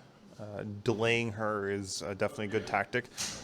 Matt making sure she keeps that 6 damage that's already on her. I don't know if that was a better idea than redeploying away from the melee snakes, though. Marathi getting into combat with the fact that it's an arc of Sotek, meaning that he can just roll a bunch of 6s and potentially do mortal wound. He can potentially roll a bunch of 6s and do mortal wounds, meaning he'll get the 3 on Marathi in the turn. I agree. You want to keep those bow snakes kind of isolated there in the middle. Marathi getting your lines is not as big of a threat because you want to do those mortals to her. Yeah. I'd leave her 3 remaining with the possibility of Spencer taking that double and being able to remove her.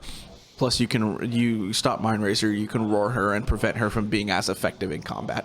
Absolutely. A Bastildon into Marathi into a Bastildon that a roared Marathi without Mind Racer into Bastildon honestly kind of just bounces off.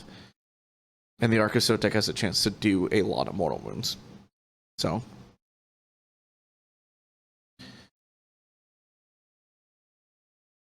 And if he had moved the Bastildon...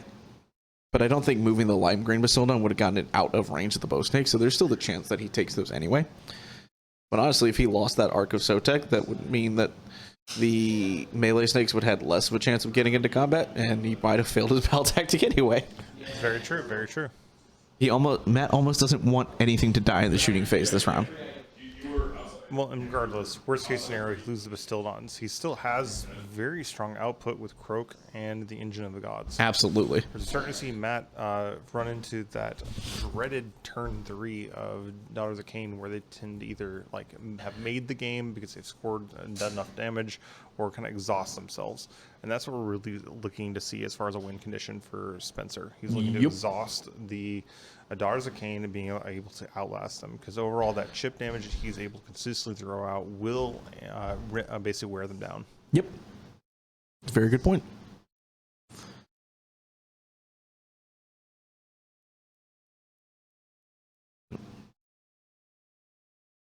We will see what happens.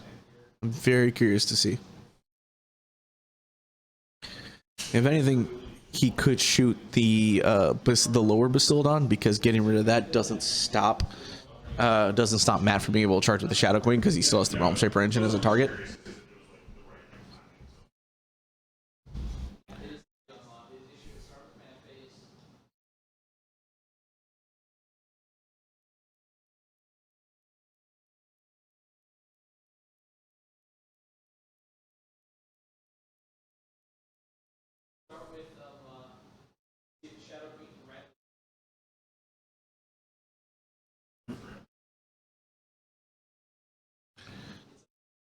Marathi looking to gaze off the skink in the pyramid.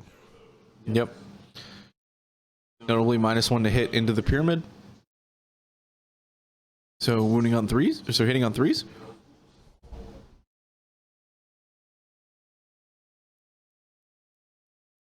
It's the right call.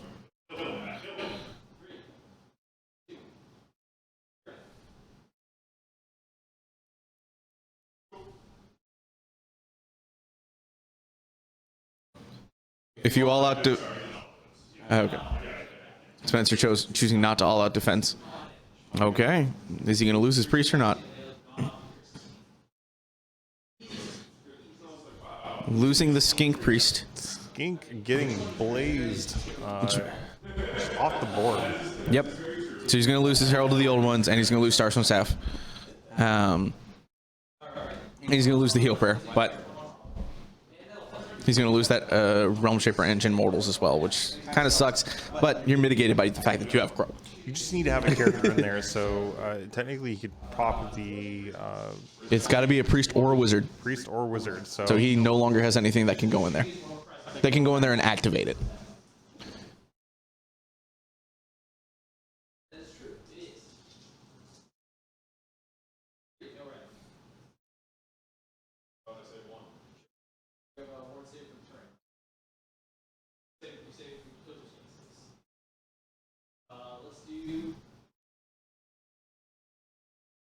So the interesting thing, because everything is mystical terrain, he is benefiting from the mystical there. Notably, when Matt charges all the stuff into the castle, he will be taking deadly if he's within an inch of that terrain. Very true, very true.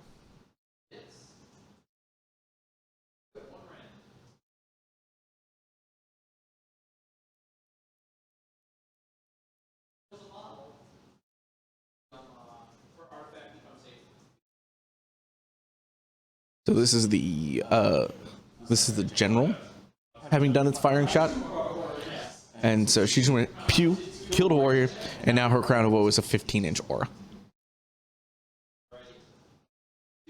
That's a lot.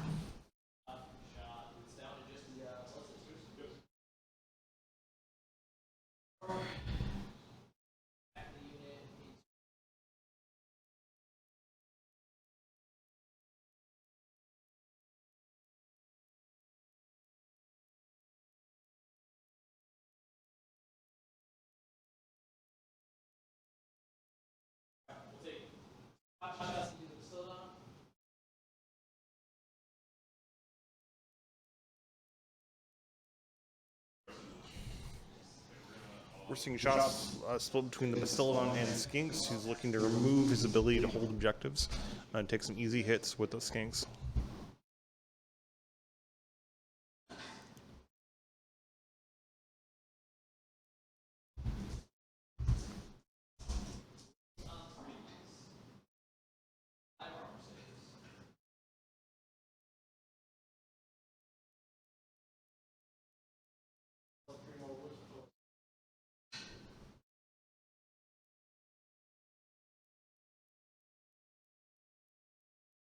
It looks like he fired the bow snakes into the big unit of skinks in between the engine and Croak.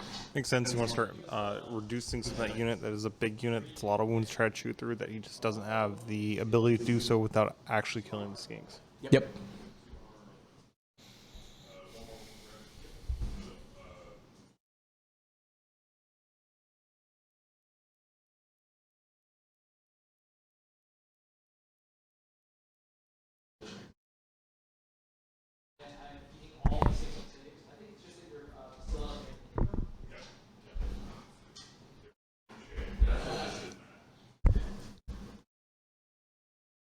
Let's see. It looks like we're going to charges. Pretty much, Matt just killed some warriors, some skinks. Wasn't looking to do a lot of big damage this turn because he does want to charge a bunch of stuff. He did put a few number of wounds on the Bastillodon, which will help him carve through it. Yeah. To be honest, I think he could have put none on that Bastillodon and just volume of attack. With the way that some of Spencer's dice have been rolling for 2-up saves, probably would have been okay. Since his dice have been his greatest enemy. Yep. So 7-inch charge. That's the Doomfire Warlocks. Okay. So there's 2. We got 1. We got 2.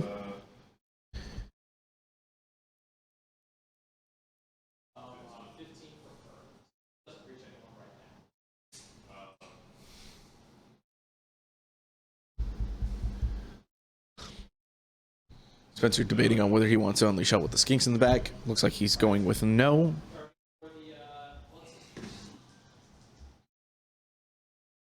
For those of you that are going to Hammerfest, it looks like Kyle Valdez has uploaded the pack, or updated the pack, and we now know the missions and the terrain for everything. Looks like Game 1's going to be in the presence of idols, with all non-faction terrain being mystical, unless you're a Seraphon player. Game 2 is Prize of Galay, all non-faction terrain is damned. Game 3 is Nidus Paths, all non-faction terrain is arcane. Game 4, Silk Steel Nest, all non-faction terrain is inspiring. Game 5, close to the chest, all non-faction terrain is sinister.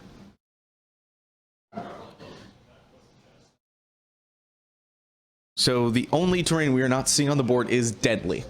So notably, you don't have to worry about that unless you're playing against Seraphon, everybody.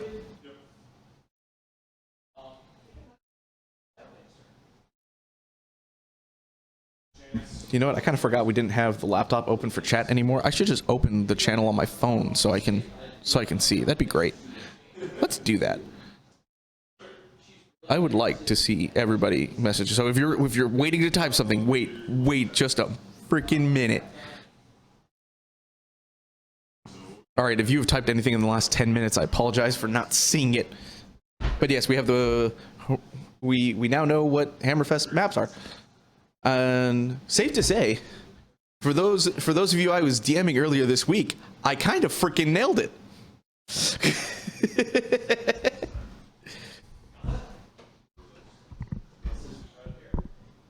These were exactly my 5 guesses for Hammerfest.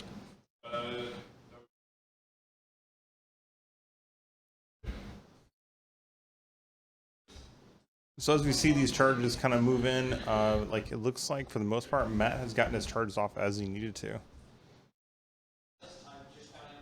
Yeah, it looks like he got 3 up. That's all he needed. Looks like he elected not to go in with Marathi. I think that's a smart move. He does not want to take the cap this turn. Yeah, I don't think there's much reason for him to go in with Marathi. He just holds the point. The main reason he'd want to go is now dead, so definitely clears it out for him. And I think he had it in reserve in case he failed with the snakes. If he failed with the snakes, he's definitely charging with the Shadow Queen. Doesn't want to, but he is. The style of play we typically see from Matt, he basically builds redundancies into his plans so that if something does happen, he has something to fall back on. He very rarely risks.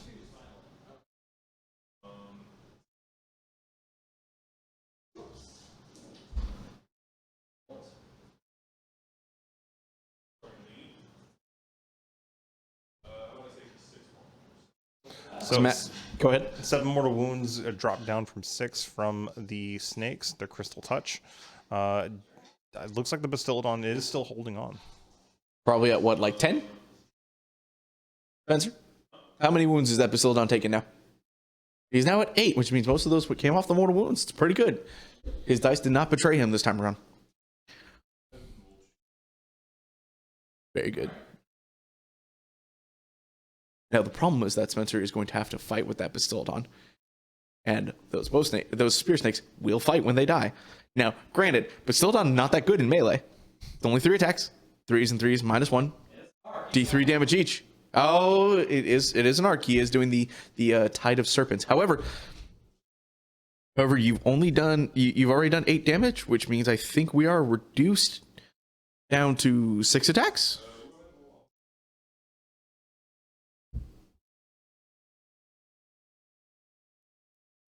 Nine on the Arc of Sotek. I was close. 6 is the next bracket down.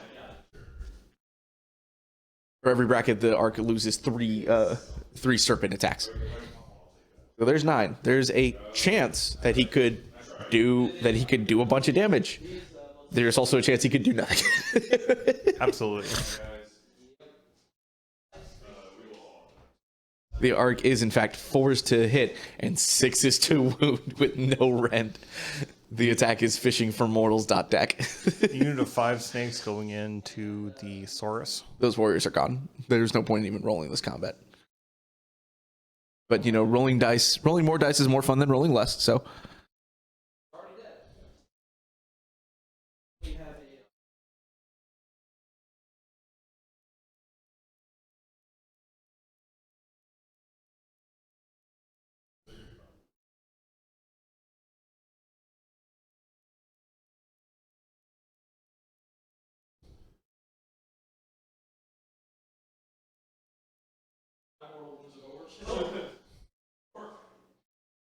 And once again, those warriors didn't matter.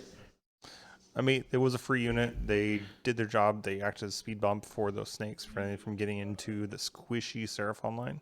So, I mean, for the big price of free, I think they earned their points. If you're asking me about my comment, I think all non-faction trainers Mystic, so thank you, getting +5 to cast in a lot of situations. Remember, Mystical is a buff to prayers, not cast, so it's the arcane. It's the arcane on Nidus Path that he's going to get the buff on.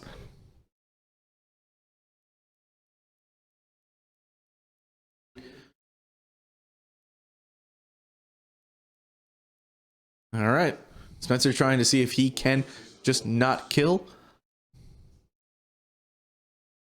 Looks like no 6s. Happy about that. No damage through on the snakes. That's good. No, you don't want that though. Oof. Okay, D3. Let's see how many snakes are fighting potentially. 4 damage, so potentially 2. 2 snakes fighting back.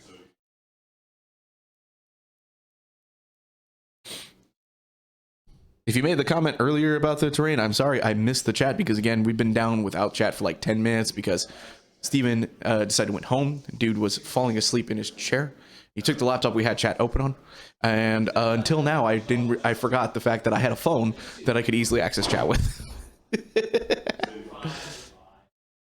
Oh, would you look at that? There's a tablet here that I did not know existed that has chat.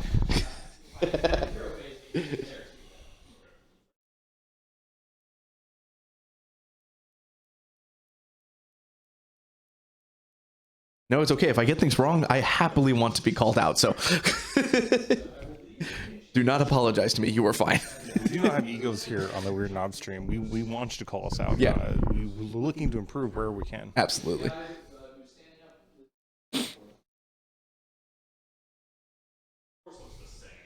It is Nidus Pass also that the arcane terrain is on. So if you're facing against like Thankwol Skaven, there's teleports everywhere.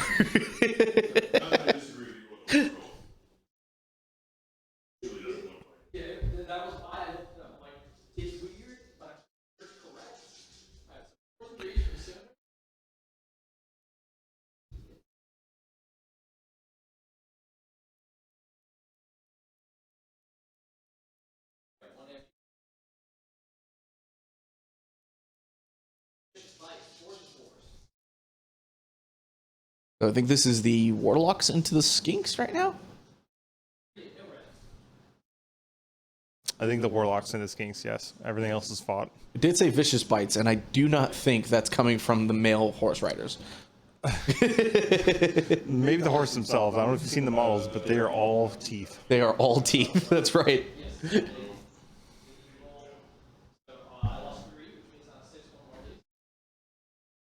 Matt didn't roll 6, so nobody flees. Spencer once again looking to win that priority roll and keep tempo on his side.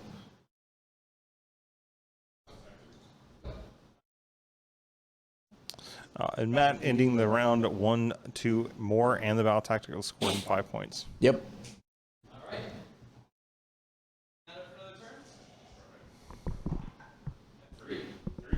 Spencer keeps the tempo. They Wins tied on on the tie.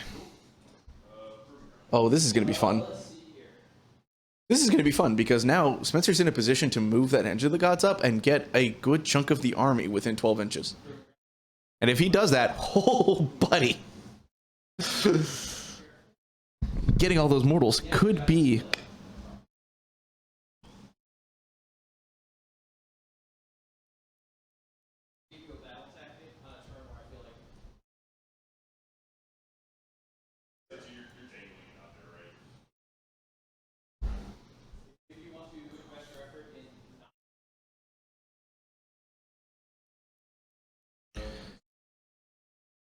And notably, looking back at the battle plans, now that we know what all the terrain rules are, this is going to be fun. Idols with all mystical terrain, so idol units probably getting a 6-up ward, losing half the models in battle shock means they might be a little bit harder to kill. Prize of Galay with all damned terrain, with all those objectives and that weird plus sign in the middle.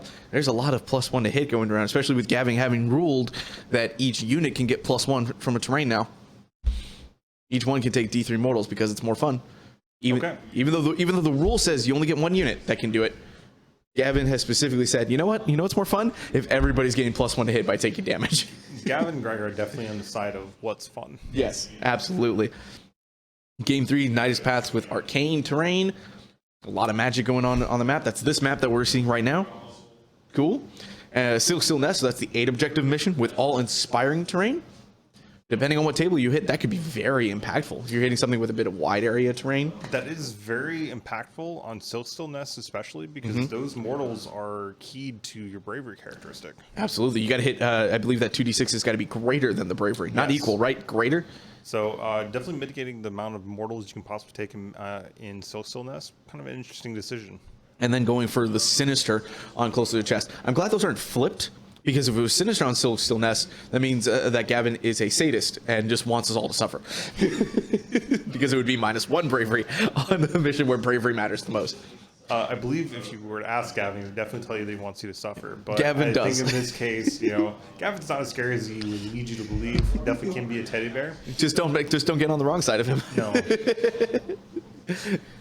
If you're not careful, he will smile, but there will be the pits of hell in those eyes when he stares at you.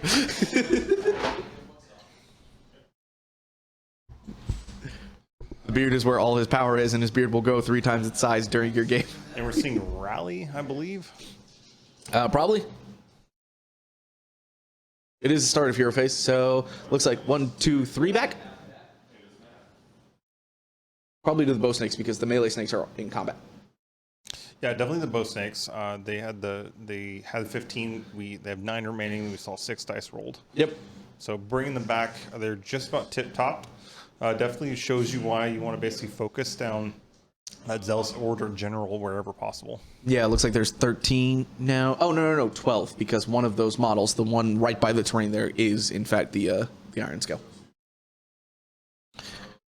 Yeah, so 12. Spencer, you roll your command points. Okay, good. You got 1, so you're at 3? Okay, cool. So the both of them are at 3. Presumably, unless Matt did not get a free one, and he's down to 2. Okay, so he's down to 2. Yeah, that's what exactly. So, ooh, okay, that's fair. Spencer, what is your battle tactic, good friend? Battle tactic. Eye for an eye. Got it. You know what? That's a good one this round. Not having to pick the unit, although we know kind of what unit he's probably going after. Pretty much we're looking at if he has a chance to snipe the Iron Scale, he goes for it, but realistically, he's probably just trying to kill those melee snakes before we get to combat phase. Because they don't fight on death outside combat. So he's probably just looking to kill those 5 snakes before that happens. I think just clear them up and just kind of reconsolidate. He's got 9 wounds. They're in croak range. Like, The chances of them getting cleared before we even get to movement is pretty high. Of course, you still want to do the damage to Marathi, keep her honest. Yeah. Honestly, I think he's just gonna Celestial Deliverance twice here because you also still want to do Stellar Tempest on the bow snakes if you can.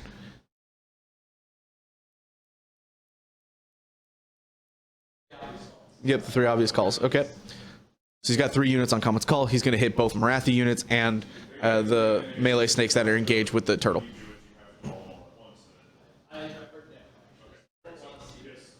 Spencer, you do not have to call them all at once because the wording says up to that many units.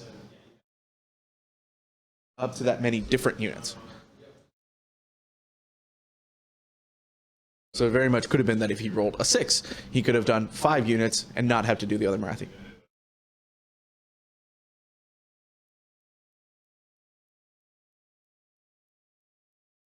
And looks like Shadow Queen is topped off at 9, so maybe it might be another turn where he's looking to avoid her entirely. Especially now that no one's in the Realm Shaper engine, Spencer might just completely wall off that space there with that Bastiladon and just push forward. Right? She's now bracketed. She's now bracketed. At 9 wounds taken, I forget what her movement is. I don't think it's that low. Her movement's down to 10 inches now instead of 14. Okay, so that limits her ability to get to where she doesn't want to be. Definitely keeps Croak pretty safe. Yeah. It's basically going to be she's not going to be able to get over the terrain, assuming it's impassable like Matt and I played it in our first game. Spencer can wall off that space there and force the Shadow Queen to come around or engage with the Bastiladon, which is not where she wants to be right now. No, it keeps Croak and the Engine of the Gods very, very safe. So as long as he can deal with the snake threats, he should be pretty good. He should be fine. If he can kill the melee snakes right there before we get to combat, solid. Spencer's in an extremely solid position. So I think this is the turn Spencer starts pushing forward. That Engine of the Gods is likely going to get in the middle there. If he can get everything within 12 inches of it, he's going to want to, because he wants to try to get the he's going to double tap the Cosmic Engine roll. He's going to roll 3d6 because he wants to try to hit that bolt. Absolutely. I think there's no reason to do so. He definitely wants to get that damage out. Especially now that he doesn't have the Solar Engine.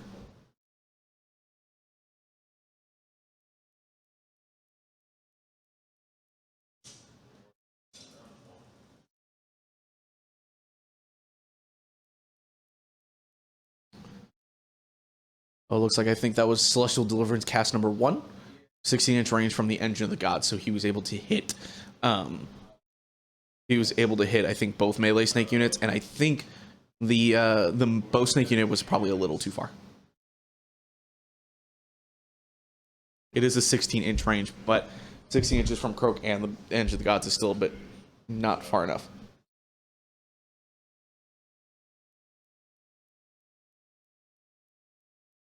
Looks like he's going for it again. Notably getting that 9, which is good because the casting value went up to 8. Still got to beat him.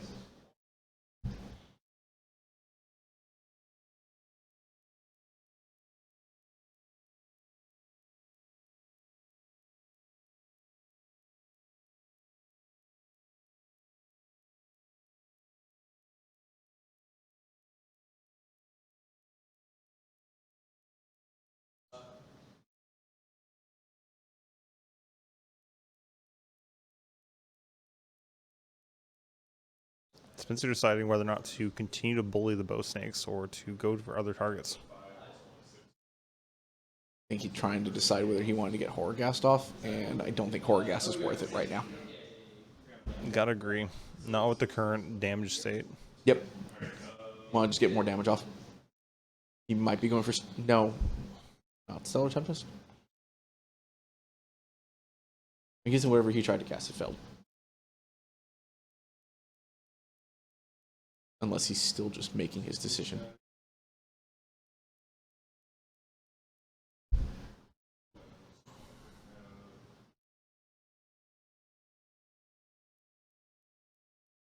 Big notable thing is that while we know this is a good list, we know It's also not an easy list to pilot, so Spencer trying to get as much practice in as possible. Try not to rush himself as he learns the decision tree that the list makes. Because it's definitely not easy. And those skinks coming back to haunt Matt as they decide to go ahead and take that back objective. We'll definitely probably see a redeploy in response. Maybe, but even then, I'm not sure.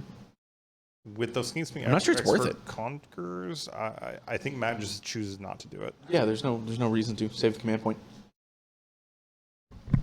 What's going to be interesting, I think, is if Spencer decides he wants to charge with his Engine of the Gods at those melee snakes this turn. There are 4 over there on that objective. He just has to get within 6, and he takes it. But he can also, remember, he does impact it. It's the Stegodon. So if he makes that charge on a 3-up, he does D3. He could take out another one. And Impact hits plus the Stomp, it definitely makes it pretty safe for him, right? Yeah, pretty much. I think if he can get that down to 2 snakes before combat starts, he's gonna get the +1 to save against it too. That he can Beastmaster on the engine for extra attacks or for speed. For extra attacks. So he is going to try to get that engine into combat this turn.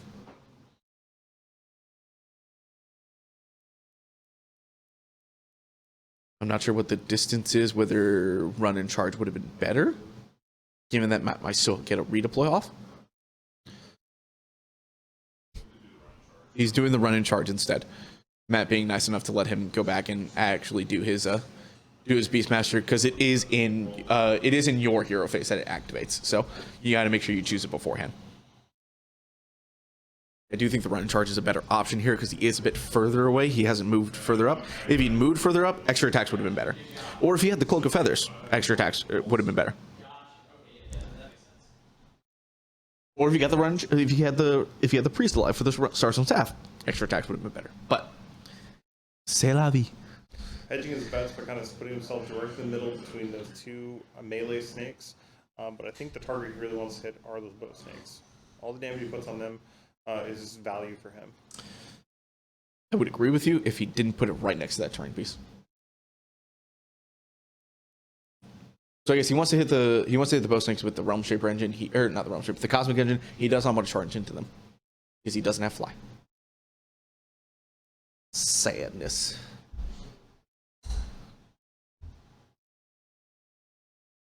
But he notably is in range. He's got all 3 units within range of the Cosmic Engine roll. Wouldn't be surprised if he moves Croak and all those skinks up this turn. He might move the guard back a little bit. Because at this point, I don't think he's worried about Croak dying.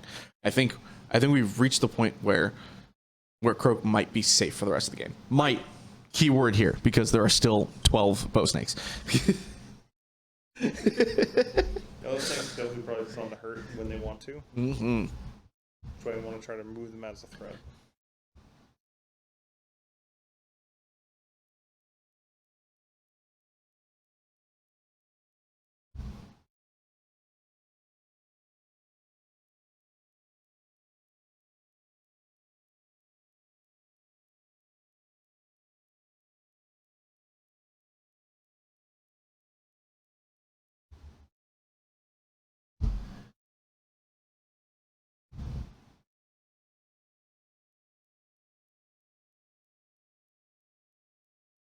See Spencer just shuffling up the skinks, kind of getting them into a good position where they could be useful.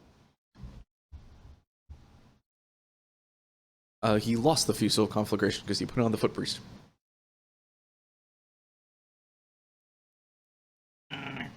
No mortal gun.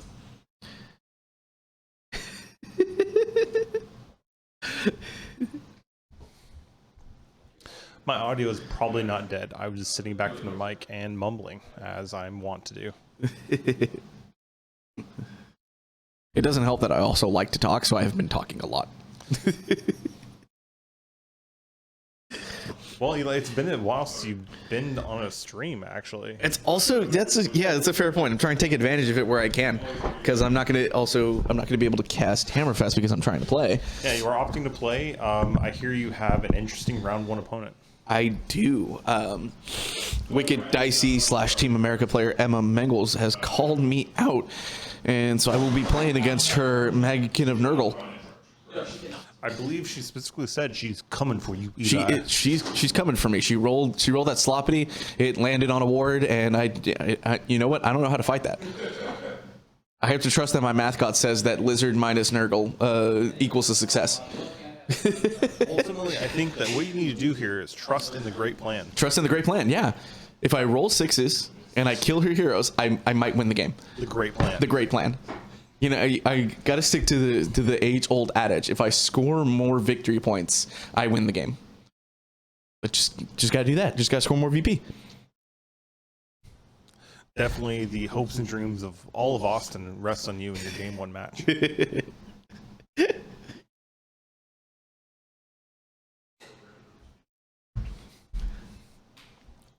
It's gonna be a fun game. I met her at Adepticon, and she was super cool, super nice. Her Nurgle look awesome. So it's gonna be a blast of a game 1. Probably couldn't ask for a better opponent. I am excited. Emma has had a rough go of it at Adepticon, so it's good to see her come down in Texas, get that big Texas welcome, play some Warhammer with us. Yep.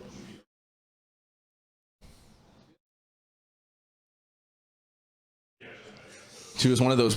She was one of those people that had come over to watch my game 3 at Adepticon when I was playing against Sam Gould, and then I realized oh hey, this is a pretty big deal of an opponent that I'm playing.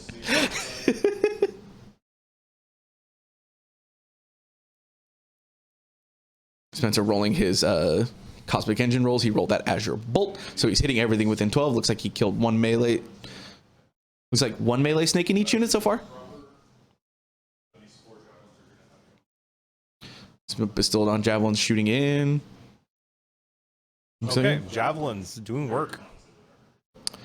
And it wounds. Oh shoot! Wait, is it missed? Not a 4? Was that a 3?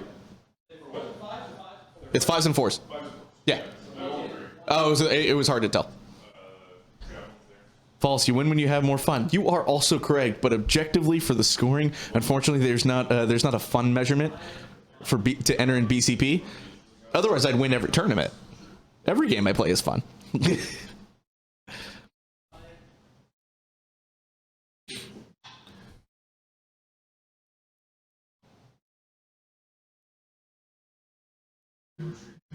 Knocked out by a skink javelin. Those are my favorite kills. Every time I have a javelin or one of the foot priests or star priests just pop something, I'm like, yeah. Definitely a move of disrespect. Just like my Slan always being backwards in his chair. I turn him around so he disrespects his enemies. He is a frog with no feelings. He don't care.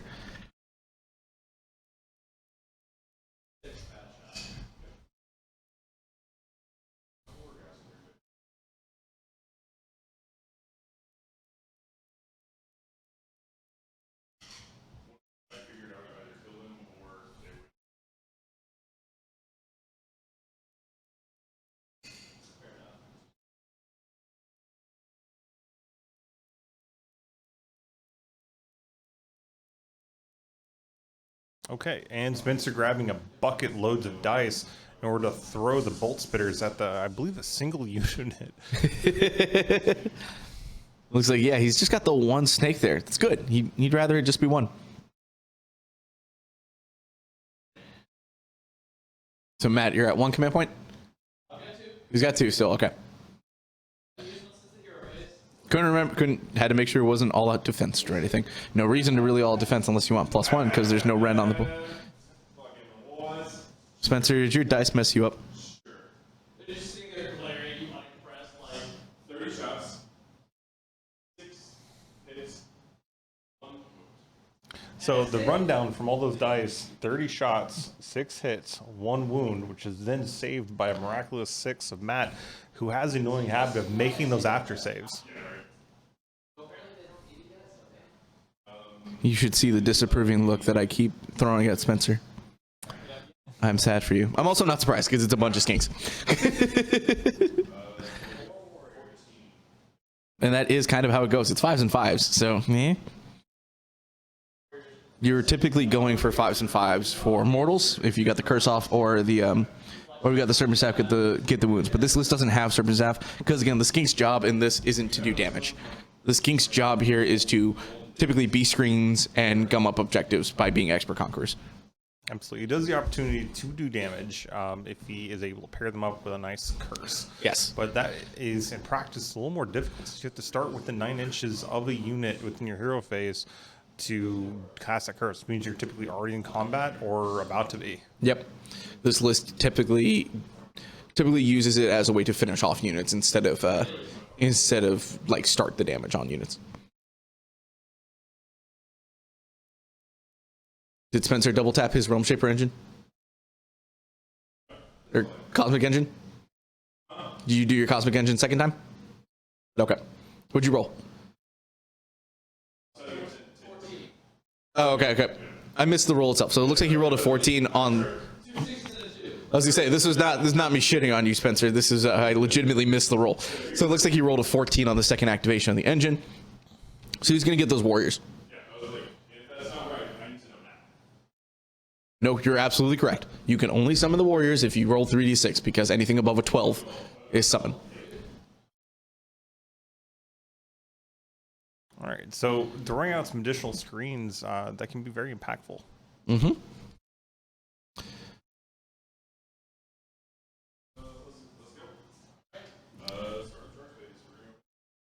Let's see where he charges. I know where I would charge.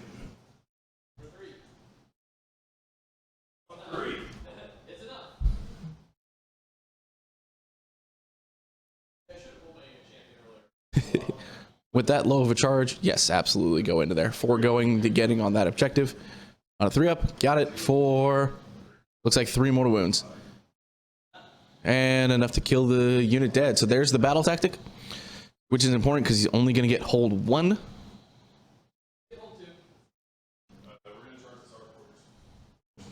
Where's he going to get the 2? Oh, that's right. He still has the skinks above. Sneaky get. Exactly. Yeah, we said that earlier. There was no point redeploying because of the extra conquerors, and yet I forgot about it. Looks like those warriors are getting in. 10. Oh shit. Okay. Those warriors paying dividends.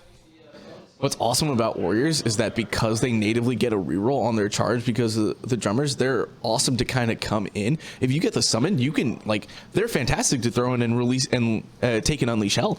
Well, and especially with Thunder Lizard, they're taking 1 less wound. They're getting extra hit with their the jaws attack. Yep, it makes them pretty solid. They're not bad if you get them in combat. If you get them in combat, you need to swing first, especially because presumably Spencer is big brain and using clubs here and not spears because they are Gallivant units, and therefore you don't need the extra inch of range. I am not big brained because I built all of mine as spears, and then the Gallivant book came out. I have no clubs. I don't think anyone in the text community would stop you from saying those sort of clubs, especially the summon unit. See, I'm going to try. The book says Whiskywig, so for Hammerfest. So we'll see. Largely, it's not going to matter because my list, I primarily use them as screens. I use them as screens, or I use them to take an unleash hell. I don't expect them to do any damage ever. But with clubs, they can because they get rend. No need to all-out attack because he gets +1 to hit. Thank you, Blood Rights. So instead, the Shadow Queen has roared the Ark of Sotek.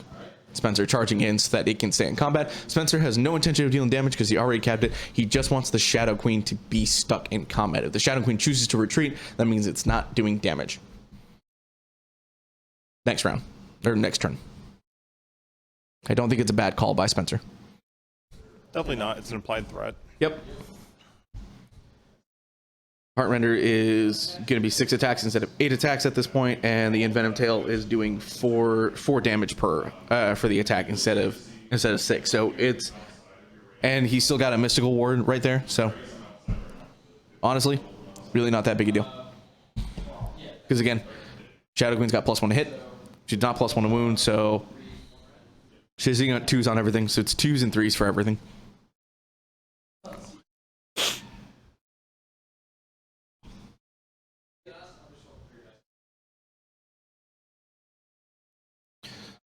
Matt being honest and wishing that the dice would fall apart for Spencer like they did for the Bastildon earlier in the game, because if he does that, he can win. If Spencer does not roll 6s, he will not kill the heroes and he will not win the game. Sometimes the plan is your opponent rolls bad. So the snakes are getting an all-out defense. We see that popped up with that nice token. Makes sense. He has no need for all-out attack. That's going to put him on a 4-up save? Or I guess back on a 5-up because of the clubs. Yeah. Gives him at least a solid chance. Matt's typically and traditionally rolled very hot with those saves for his wards. Yep. 3-set.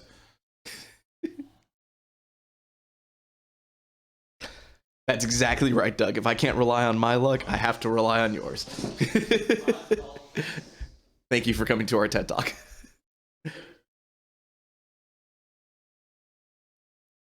All right. Warriors killing snakes in... looks like Warriors killing snake and a half. A snake and a half. I think we're also going to get some jaws. We are going to get jaw attacks. Notably that because of Coalesce, they get +1 on all their jaw attacks. So it should be 20 jaw attacks going in.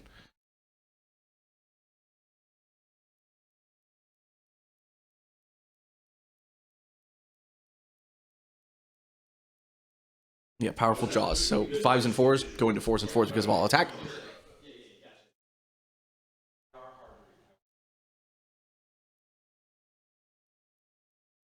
Seven at no rend.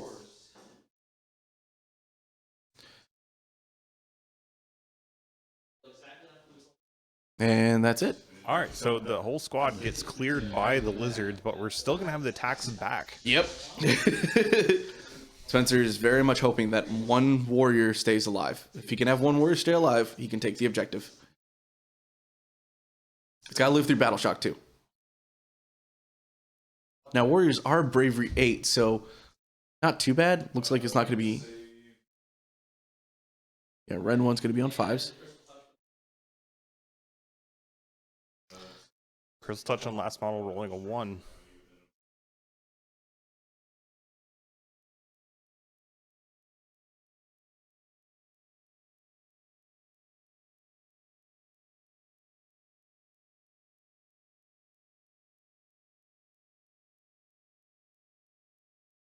Spencer forgetting that is a piece of mystical terrain there. He does have a ward for some of that damage. Oh, you did ward it? Okay. He did ward it. He was able to save a few. Then I just blinked and missed the ward roll.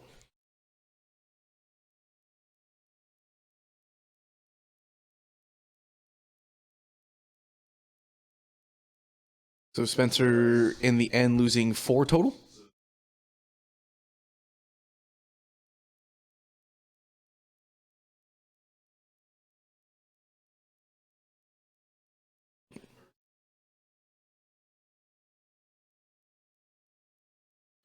So Spencer passing the Battle Shock test. He is getting the Shadow Queen. He now has hold 1, hold 2, hold more, plus his battle tactic complete for another 5 EP. You are. I checked. Matt trying to see where the Shadow Queen is at. He's currently at 6 Heart Render attacks and 6 damage per, or 4 damage per.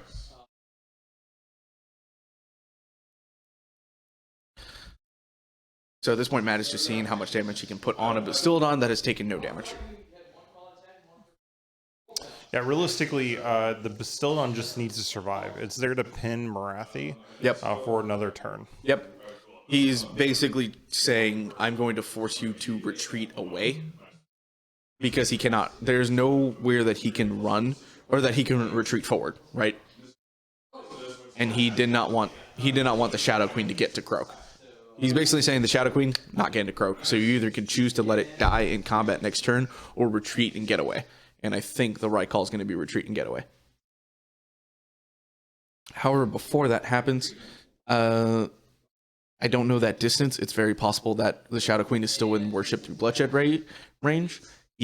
Matt could potentially get it to fight the Bastildon before leaving.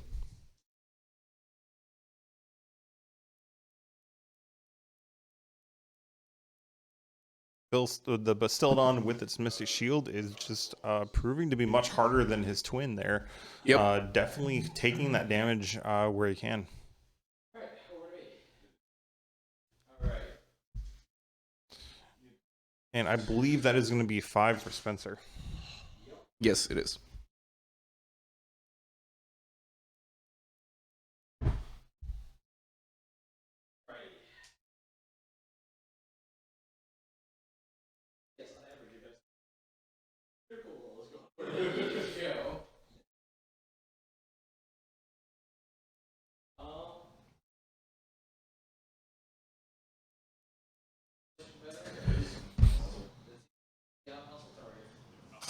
Out muscle? Okay. So it looks like Matt is choosing to out muscle, basically wipe out the skink unit. The proving ground, the Saurus unit. Okay, the Saurus unit, because the proving ground is currently that top left corner there that you see. Yeah, because I believe out muscle is just by an attack, not a melee attack.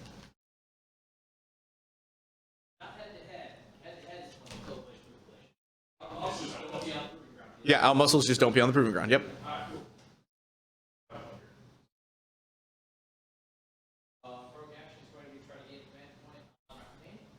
Yeah, head to head, if he had chosen it, would have been an attack, so he could have just shot off with the bow snakes. But he is choosing out muscle because it's on the proving ground.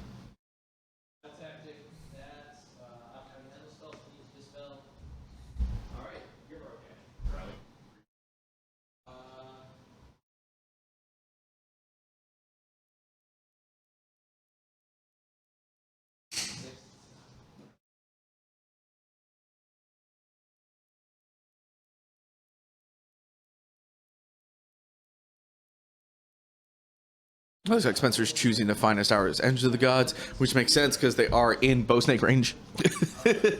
Getting that +1 to save now before Matt chooses whether or not he's going to shoot in the hero phase is a good idea. Yep, looks like Matt is in fact choosing to shoot in the hero phase.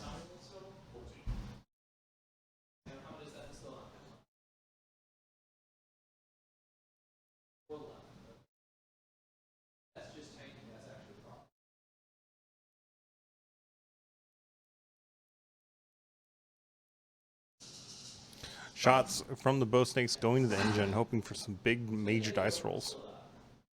Only 1 mortal.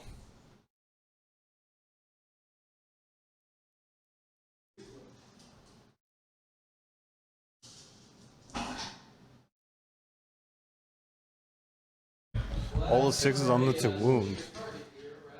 Wrong roll that Matt wants 6s on.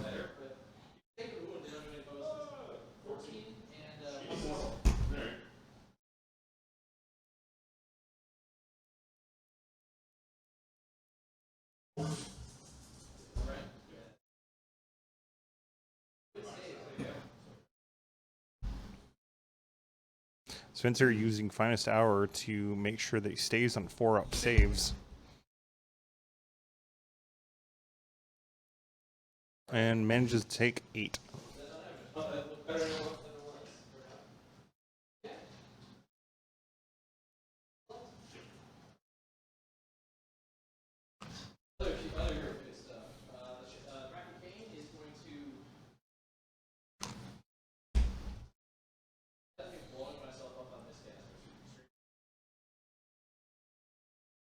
Matt weighing the options of miscasts today.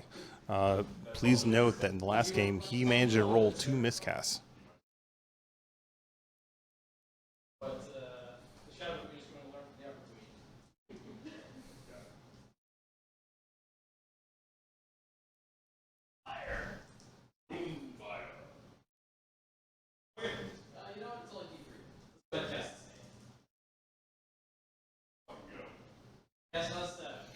Snake casts on a 7.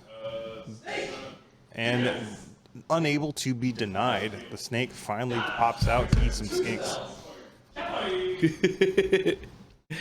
Matt very excited. He is getting the Viper out. That it means 3 of those skinks are going to die. I'm sorry, Spencer. Okay. It would be all of them with the stomp. That's true. With the stomp, yes. With the stomp. So Blood Rag Viper, notably, at the end of the hero phase when it moves, because it's predatory, it rolls 3 dice against a unit. For every dice that you roll equal to or above the wound characteristic, you remove a model from that unit. Skinks are 1 wound. Brian, can you roll below a 1 on a die?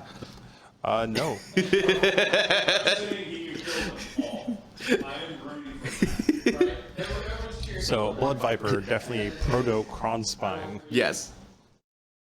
Notably as well, the Blooddrag Viper also has a special rule where it can perform monster rampages. However, it's only limited to stomp and smash the rubble. So Spencer's trying to say that if Matt gets to do the cool thing, he will stomp the skink for the last wound. Also note that it does no damage for its ability at the end of the hero phase, so there's no mystical terrain. However, the Blooddrag Viper could stomp, do 1 mortal wound, and Spencer could roll the mythical 6 and still keep his skink in combat. And we see Matt surrounding the skink to prevent from a sneaky redeploy. Yes. Also, no, 1s do not always fail for the Blooddrag Viper ability. It's just roll equal to or greater than the characteristic. So notably, 1s only actually affect the 2-hit or 2-wound. That's the so 2-hit, 2 wounds, And and 2 armor saves. saves Yeah. are the only time. Well, saves in general are the only time that 1s always fail.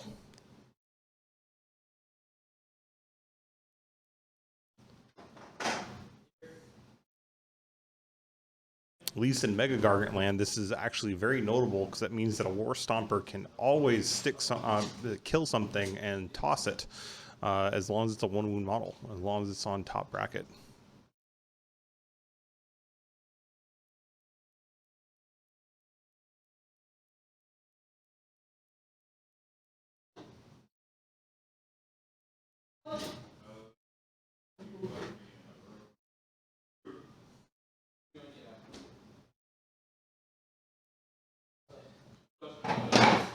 I mean, of note, the Blooddrag Viper does not count as for a unit that you can redeploy and be outside 3 inches of.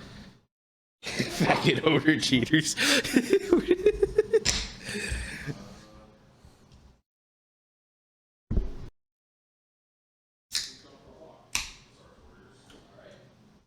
think it's loud enough to be on your mic. It might be loud enough to be on my mic. Yes, I did pop a cool, refreshing drink, everybody. If we were sponsored by Coke, we would have had an amazing headshot just now. Do you know how great it would be? I don't need the ego boost though.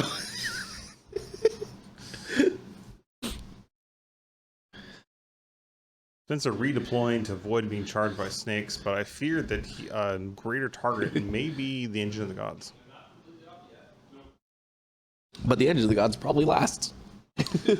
Engine of the Gods probably lasts, but I mean, realistically, he has to get a charge off in order to take that objective, which Yes. at this point Matt needs to do in order to avoid falling behind. Yep, and redeploying the warriors a little bit further away, making that charge a little bit harder. Now, the notable thing is that looks like Matt is deciding to just go fucking all in, man. He's going to charge with Marathi Khaine and try to pin that Engine of the Gods and hope to God that he doesn't take 3 damage. Yeah, definitely risky. The stomp can absolutely happen. Exactly. Is he going to retreat with the Shadow Queen, like I was saying earlier?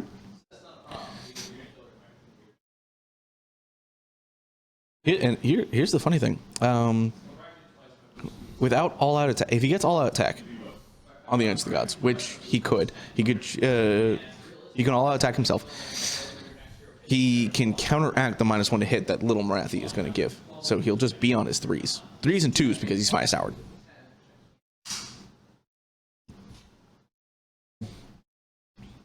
I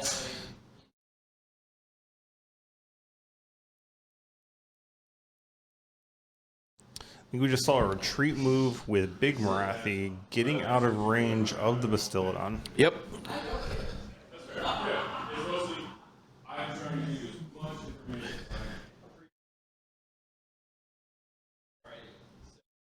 So Matt retreating the Shadow Queen. He had a little bit more space than I thought he did. Getting into that, getting over there. Now he doesn't have much room to wrap around with with the lizards being right there, but it does allow him to keep the Shadow Queen right there as a threat. Spencer can't space out as much if he doesn't get rid of them this turn. But Spencer's also in a position where if he kills the Shadow Queen this turn, that might be the game. It definitely puts him in a strong position, but I don't underestimate a bunch of bow snakes. No, they're not, and they're not bad in combat either. No. With Gallivets and getting the extra range. And the moon size, they're still to keep them topped up, basically keep them that rally going for them, that 4+ rally being very, very strong. Yeah. If Matt doesn't lose the Marathi and the Shadow Queen and he gets the priority roll this turn, going into next round, he's not in a bad position. But if Spencer gets the priority roll, he's probably tabling Matt because of where the Edge of the Gods is. Tabling him or at least crippling him. It would not be unreasonable if Spencer still has the Edge of the Gods after this round and he wins the priority that he loses both the bow snakes and Marathi and the Shadow Queen, and then he's just left with the Doomfire Warlocks on the back there.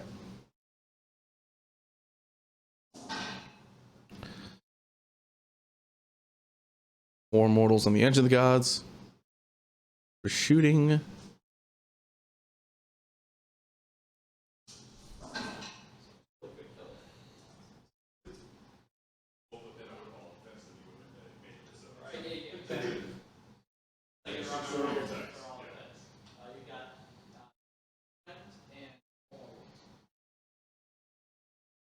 Matt rolling well enough. All right, Spencer's just gonna fucking spike his saves. Spencer choosing to roll his good dice at the end of the game. Yep.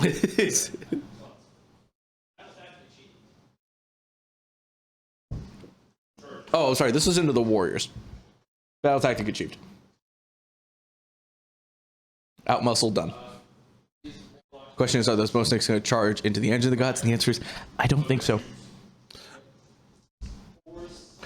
Matt wants to be in a position where if he wins priority, he can move on to the objective and still shoot the Edge of the Gods. He does not want to be tied down.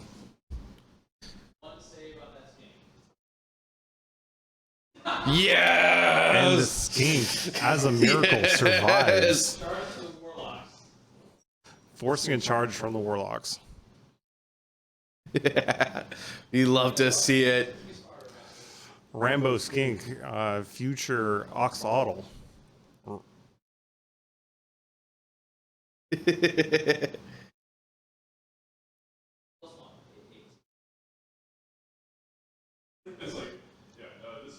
Matt is choosing to charge, and with that charge, he's just basically getting a bunch of free movement on 3 of those Warlocks because one of them only needs to be in half-inch range.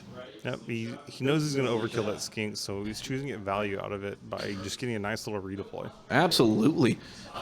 He knows that if he loses priority, he loses a lot of models on the board. Those Doomfire Warlocks need to be able to push forward. 2 mortal wounds on the skink kills him with the snake stomp. Spencer, did you roll your ward? He did roll his ward. God dang it.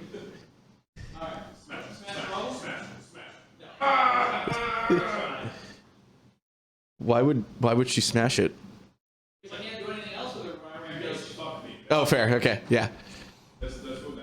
Matt going for the classic Marcella Helu play, where her one goal in every game is to smash your faction terrain with the Shadow Queen.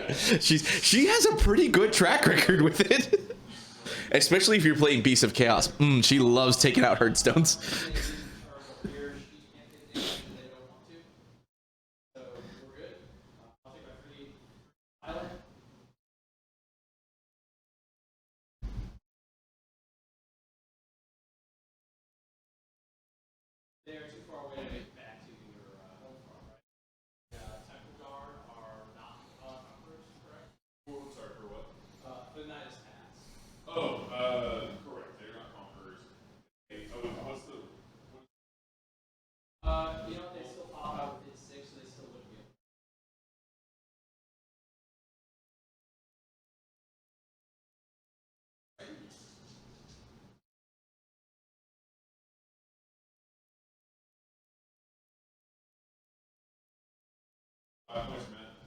So 5 points for Matt. It scores 1, 2, and more.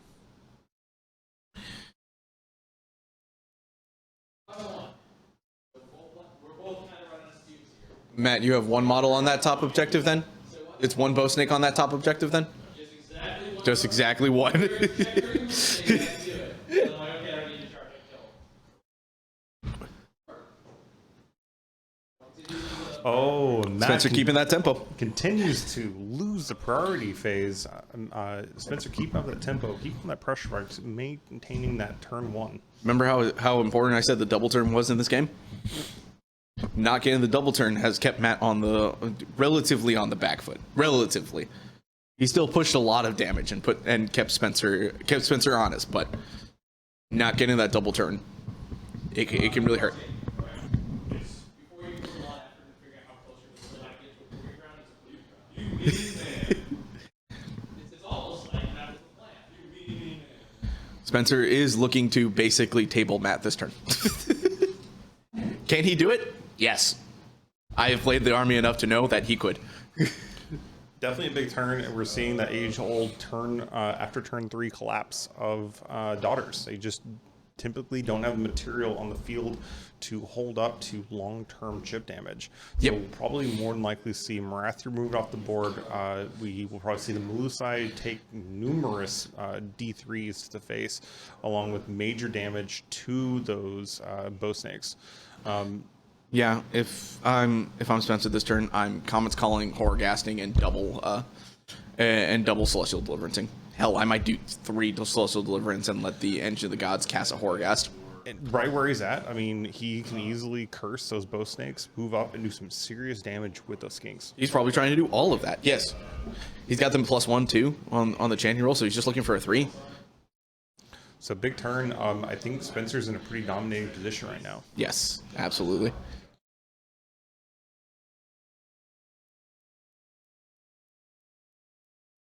Matt, no iron scale on the board? Okay, cool. Thank you. Yep.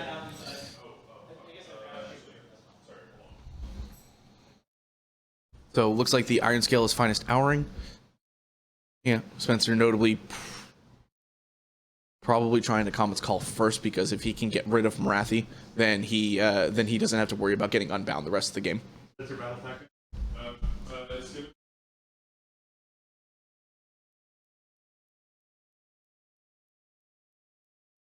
So looks like Spencer's choosing this one's mine as his battle tactic on the Doomfire Warlock. So notably, he has to kill the unit with an attack. So if he kills it with the Cosmic Engine roll or the impact hits, no dice. So he's looking to not do any damage to them in the hero phase, and probably not any in the shooting phase either. Or if he does charge him, he's hoping he fails that impact hit.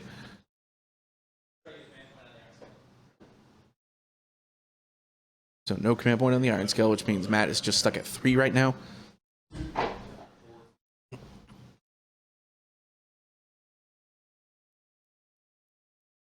Looks like Spencer got 2 command points.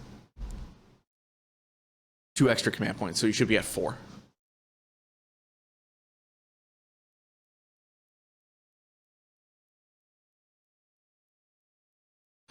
Spencer going for the brave, the bold, rolling a 6 or below on his engine of the gods. It could. In my experience, it does not.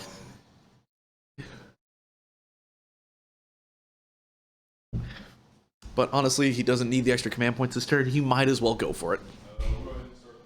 Especially because he already did Finest Hour. Here it comes.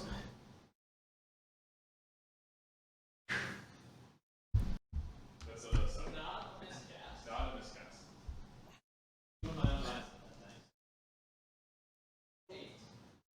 So no comments call? We're gonna. Like first we go social deliverance. Deliverance. It's gonna be 8+.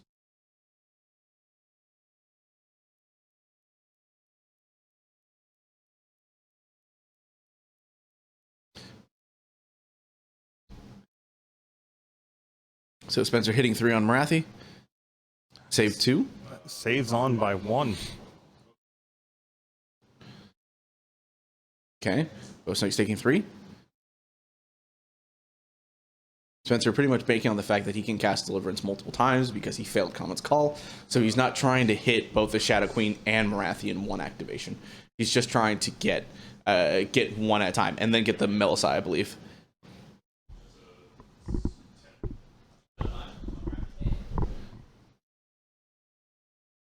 So another deliverance on Marathi, presumably. Is the social deliverance up to in the same way that the common spell is up to, or do I have to? No, I believe you choose 3 Board units. Gamer, I can definitely tell that you are. I'm a checking Total right War now player. for you, Spencer.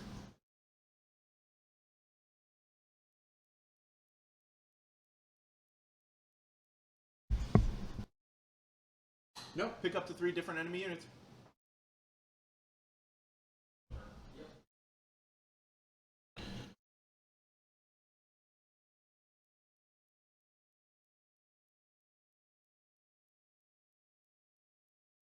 Marathi taken down. I do want to point out that Matt just made 9 saves on the spells and rolled 3 6s. Roll 3 6s. 33% on those 6 up saves. Pretty good math. Disgusting. Deliverance of pizza. Yeah, that's right.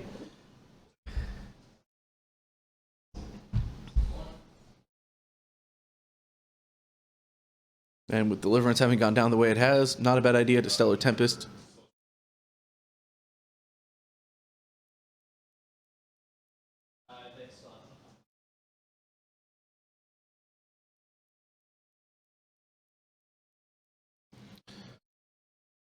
Horgas failed to cast.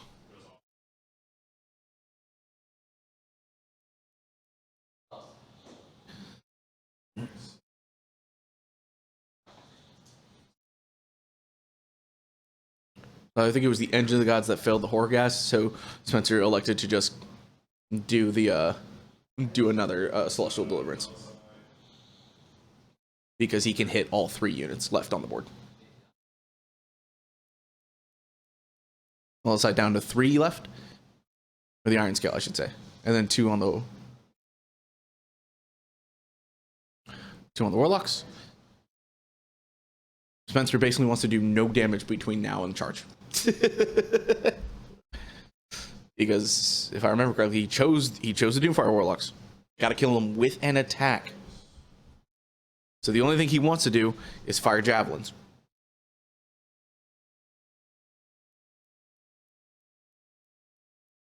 Notably.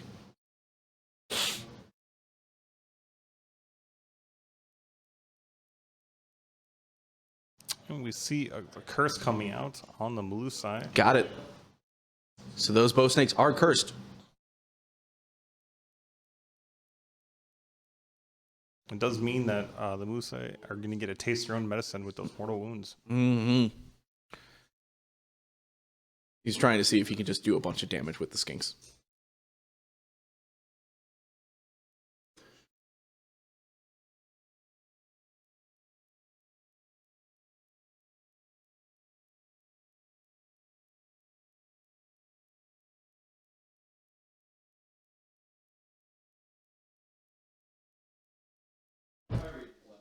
Spencer trying to see if Matt is willing to redeploy.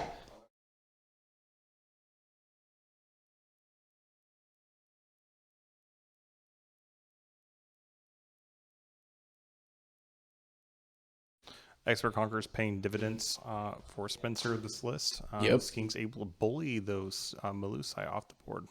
Absolutely. So something I'm kind of seeing as we see this new GHB mature is people are realizing that Galatian veterans is kind of important. We're not seeing quite the whole bounty hunter boogeyman that we expected to see initially when the book dropped.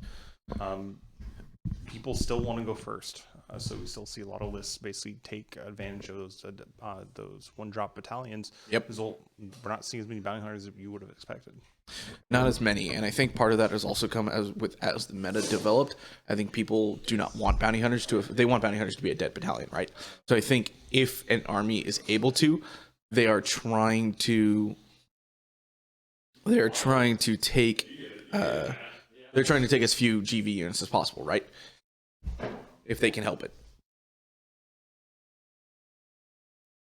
But there's also a lot of units that where their GV, it didn't matter if they were bounty hunters or not. Like skinks, once they lost scaly skin, bounty hunters or not, 10 skinks die to a lot of things. So it doesn't matter. So why as well lean into the Galatian veterans and make use of them as they're meant to. Absolutely. Whereas I built a list, my list for Hammerfest has 0 GV units, but I take advantage of the bounty hunter battalion. because Stegodons and Saurus Knights and Bounty Hunters is pretty good. See, and it's one of the reasons why I really like this current GHB is you built your list to avoid bounty hunters, but as a result of that, you are now susceptible to proving grounds. Yes, I am. Learning to play around that has been a challenge in this GHB, and knowing that I cannot always try to rely on the Engine of the Gods summoning.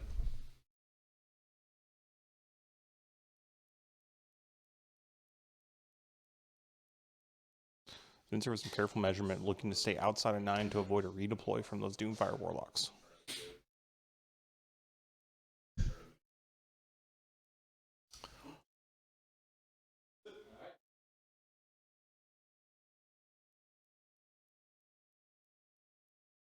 Another unit of warriors. 11. So instead you get bolt. It's a bolt. Matt breathing a sigh of relief that another unit of 10 Source is coming down, but also realizing that now he's about to take a bunch of mortals to the face. Yes. I asked you all over. You just try and do what I told you. I understand.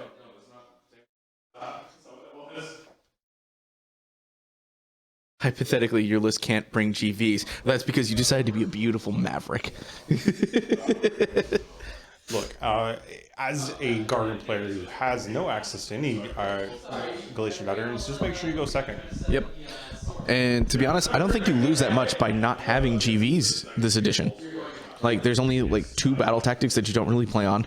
You don't get the extra point for bars through enemy lines, and there's a couple grand strategies that you don't do. Like, if you're not going to have GVs, you can build around it enough to where you still compete in the game. I am not playing Giants, Vince. I am a Giant player. He is. I have loved the Sons of Bahamut since it came out. I picked them up as a narrative army. And then They were narrative when you picked it up. that was before pandemic. And then as the GHBs came out, we realized, oh, Giants are really good. So I played them all throughout the last Textmaster season and continue to play them. I do fashion myself one of the better Gargant players in Texas. And well, when you play them a lot, yeah. I mean, truthfully, like Giants Surge, a lot of it came from Monsters Rampages. Like, Monsters got big buffs in 3rd edition. It's the same. It's one of the reasons Thunder Lizards is better than it was before the pandemic. We used to see a lot of Fangs of Sotek in 2nd edition, and then they capped it. Well, it wasn't just that, right? Because with the new GHB that came out, it basically changed the way Gargants worked. Yeah. You didn't previously have the ability to claim Mega Gargants as battle line. Yes, that was the biggest change. The White Dwarf. Oh God. The White Dwarf giving you bosses of the stomp, and the GHB allowing your megas to be battle line in addition to being heroes, changed a lot of how that army played. Absolutely. Yeah, Texas Wargamer, he is a legend. I believe if he's the person I think he is, he's running pretty much all Stegodons. It's 3 Stegodons, 3. If I remember correctly, it's 3 Stegodons, 2 bows, 1 Sunfire, 3 Basildons with solar engines, and 1 Stegodon's King Chief with Prime with the Sunfires. Yeah, I think he's gonna do really well. It seems to be a very aggressive Seraphon list. I really like it. That Sunfire Thrower in particular, I think, is just one of my favorite techs in Seraphon. It's very underused, but with the rise of MSUs, like, it does consistent mortal wound output. It's the short range that really gets it, because it's only 8 inches, so really, like, 3 inches. You're taking 3 inches off that aura, right? Because you're stopping. And only getting the 5 inches away. And it's not thankful, so you're only getting the 1 dice per model. So it's hit and miss, right? The Skink Chief with the command trait, though, the command trait gets it 2 dice per because it's attacks numbers. So that's some good tech.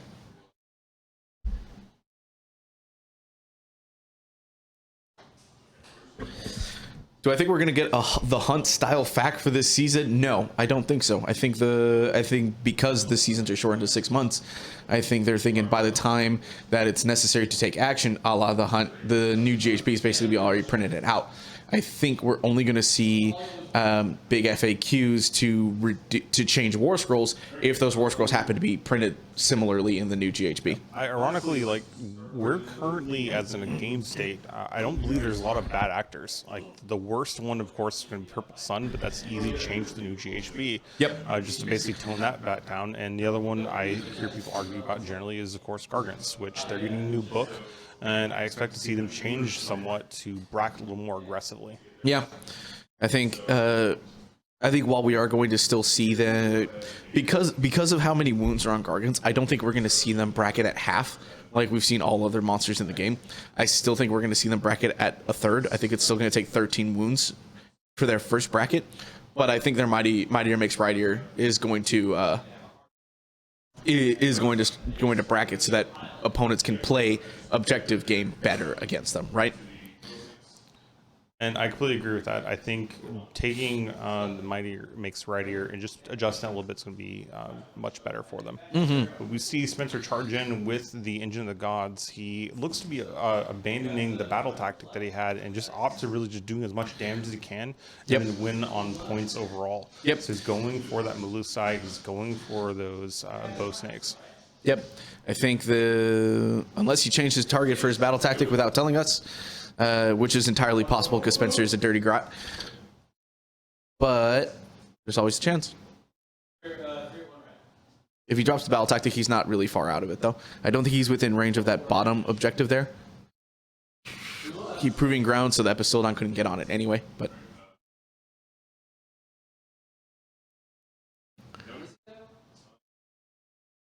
maybe a command point reroll that Basildon charge.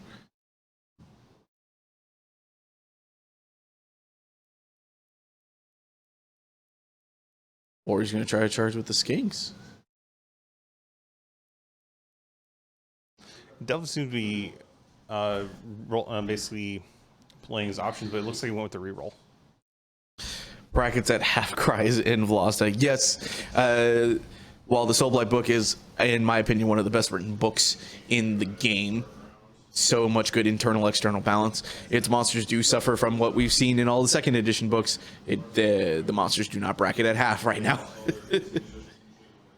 Yeah, we definitely saw a design shift between 2.0 and 3.0. Monsters just started bracketing less. And I think it's really due to the fact that we see them acting as more support pieces. We saw damage just overall go up for infantry. Monsters, their damage pretty much stayed the same. They got a couple other tricks, being able to roar or stomp.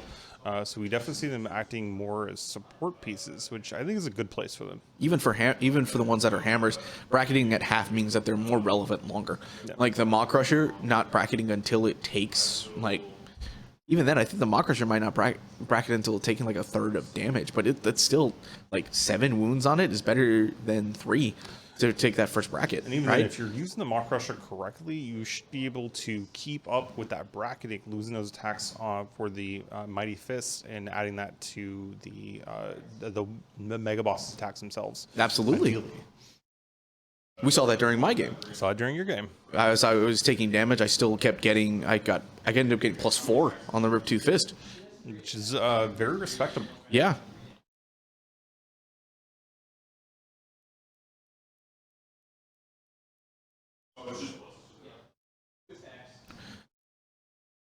Yeah, so the Crusher brackets at 7, but that's still close enough to have to count. I mean, you're looking at a difference between 9 would have been half. Yeah, so 9 doing would be 10. half, so kind of somewhat similar. But I think Crusher especially has good potential to just basically continue ramping up. Yep. By the time you should hopefully be in combat. Especially when offensively, it is still like it's a monster. Like doing D3 plus 3 at top bracket on a stomp is pretty good. We saw that. Like I dealt 6 damage on a stomp to Kurnoth.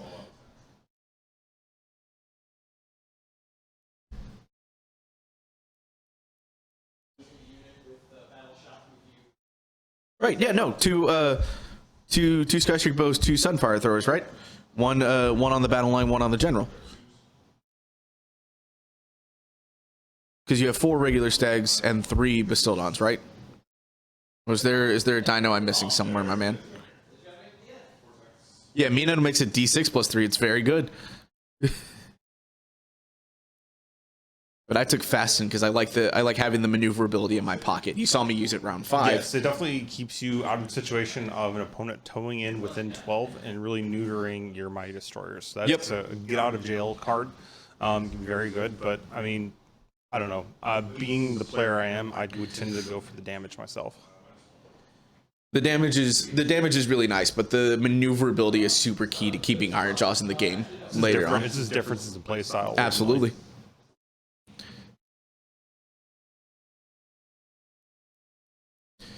If we said that your list had 3 bows, then we apologize.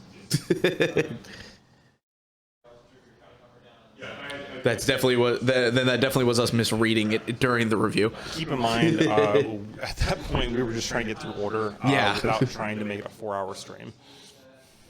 So we successfully accomplished that. At least we did make it 3.5. Which I mean, pretty good accomplishment considering there's 93 lists. Being done, with a full third of those being order. It was a lot. Yeah, exactly fair. D6 plus 3 because you can just delete support units or infantry generals on an average roll. Yeah, I totally agree. You can use your mock with the Mina, and you can use your Maw Crusher to just wipe out support. And So, I think, go ahead. We're watching the bow snakes get absolutely ravaged. So between the Bastillodon and the Engine of the Gods, we're seeing a lot of models taken off the board, and we're seeing them fairly rendered basically useless at this point. Luckily, they are still Melisai. They're still fighting on death. So Matt's not getting like no value out of them. And this is where Matt's really happy that Spencer failed his Horgas roll. Otherwise, these bow snakes would be just done for. Thing is, they might be done for anyway. Well, the thing is, there's 1 bow snake and 1 iron scale. So, It may not do much, but at least with 1-on-1, it leaves a hope. and he's still got the Bastillodon to attack it. So, I'd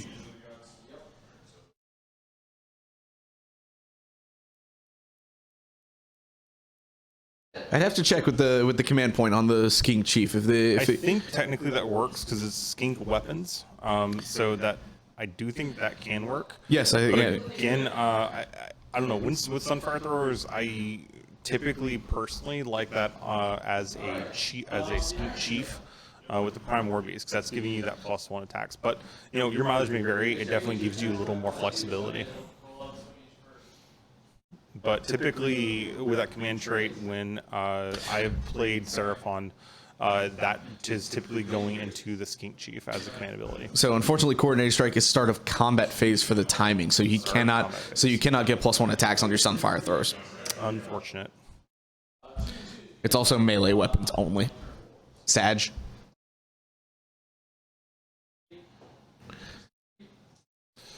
But still, I think the Sunfire Throwers will be a good tool for you to remove a lot of those multiple units, like the MSU units that we see typically running throughout the list that we saw. Oof, looks like Spencer lost his Engine of the Gods. It may not matter, but he lost it. So Spencer- generals trading off each other. Which...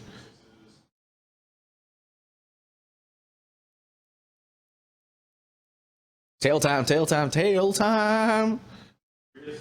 Okay. So the arc did nothing, but the tail managed to do 1 wound. Let's see if Matt can roll those 6s. D3 wounds for 2. No 6s. Round 4, so that 5 is not the Fanatical Faith. So it looks like there's no bow snakes and it's just the general there. So honestly, losing the Engine of the Gods to get rid of the bow snakes, not bad. Ah, I see. So that is the Iron Scale. Yes. Matt, the only thing is that Spencer did not move forward his croak.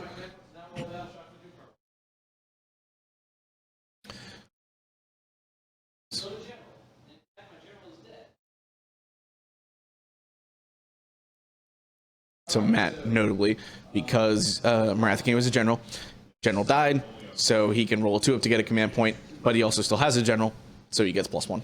So he gets a command point.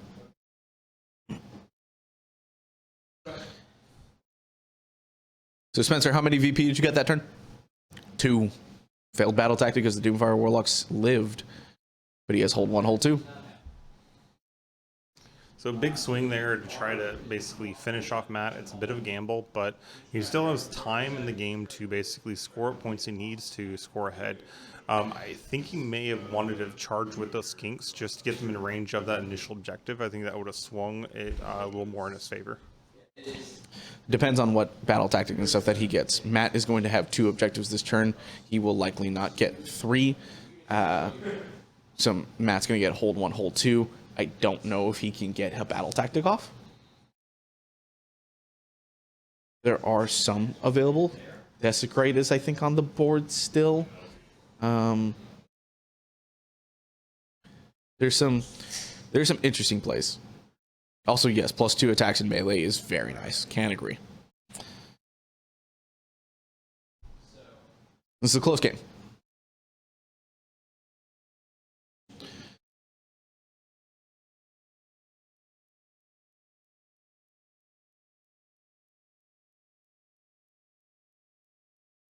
So here's the thing. Spencer's got to get to the center of the board for his grand strat. Kind of. If he kills the Iron Scale in combat, then the Skinks can command point run and move 14 inches and probably get on the center of the board. Then he's fine. I think the same with the Bastillodon. Like if that Bastillodon just lives, it just wobbles in the middle of the board. The Bastillodon does not count as a Galleyvet, so it will not contribute for his for his grand strat. Good to know. Spencer needs either the guard or the Skinks in the center of the board. Skinks are going to be the best bet. He does connect that. Okay, looks like Spencer's. Looks like Matt is going for bars through enemy lines. He does have 2.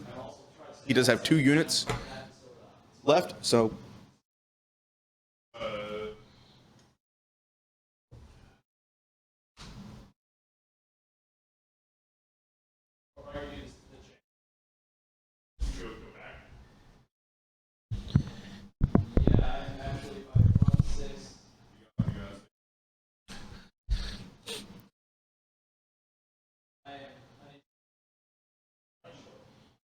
So it looks like Matt was trying to measure to see that if he could get to the Nidus path and just teleport in the back there, but he will be an inch too short. I will provoke action to try to get up one on my Iron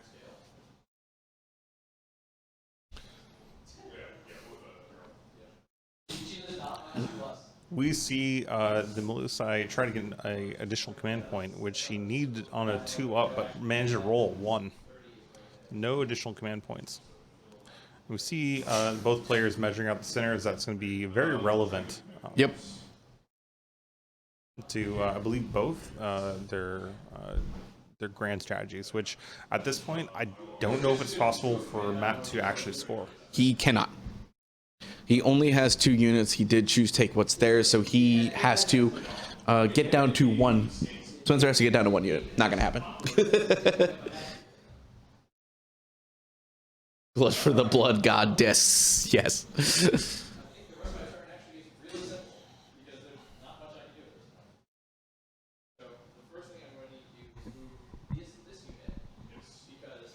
And Spencer in a position where priority proving ground doesn't matter for him round 5. He's not going to get to that. He's not going to get to the home objective there. So there's no point making it proving ground.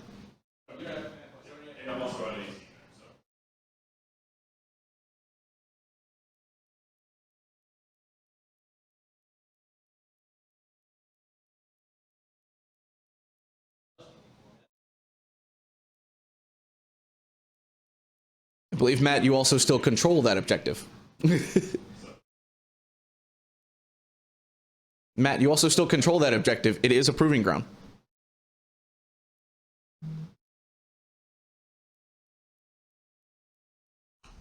Doomfire Warlocks just zooming across the board.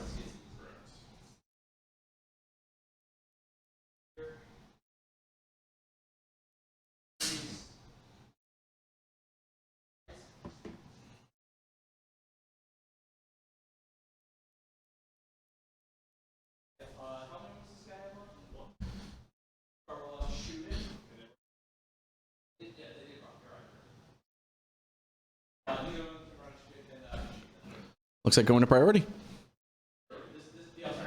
Looks like Matt got 4, so he's at 19. Brian? Matt into the turns. He got 4, so he's at 19. No, you're good. Have a migraine coming on.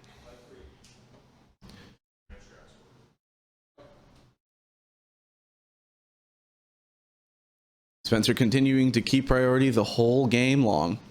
What a menace. 19 to 16.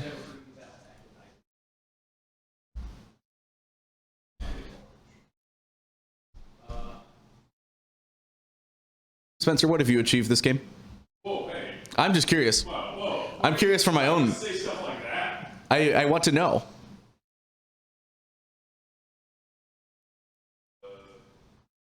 I can get him.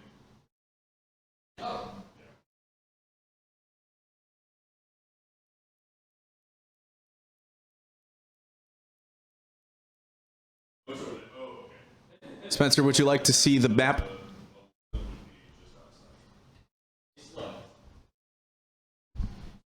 Spencer, would you like to see the map so that you can see the battle plans better? They're ignoring us completely as we try to help them figure this out.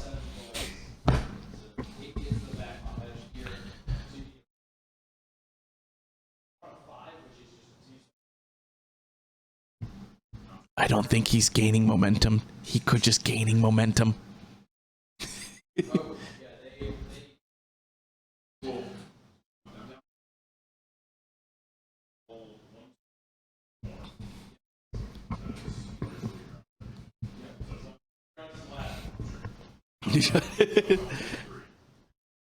A judge is being called for slow play.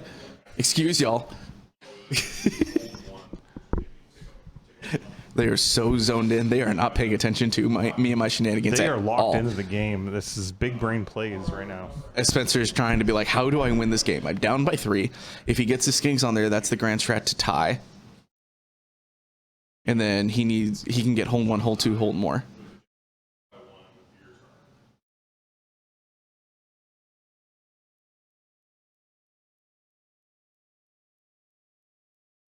Spencer, what battle tactics have you picked?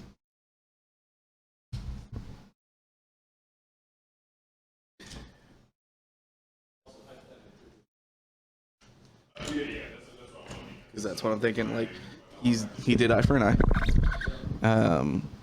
I don't think he did desecrate. He failed. This one's mine.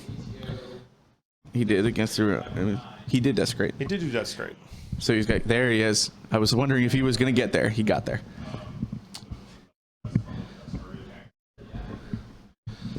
Gaining momentum. Yep, he's gonna gain momentum.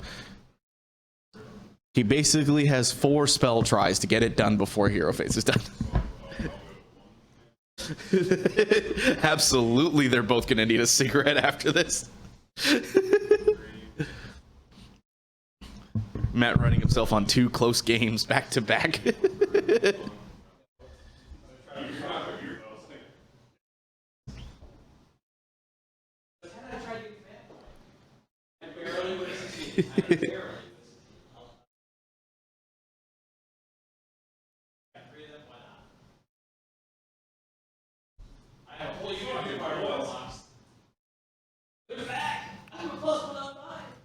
Did you just rally 3? I did. What the shit?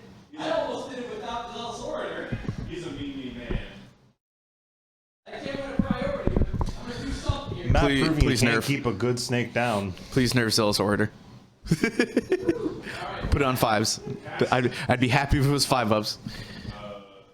Just so everybody knows, I don't care what the math tells you, a 4-up roll is not a 50%.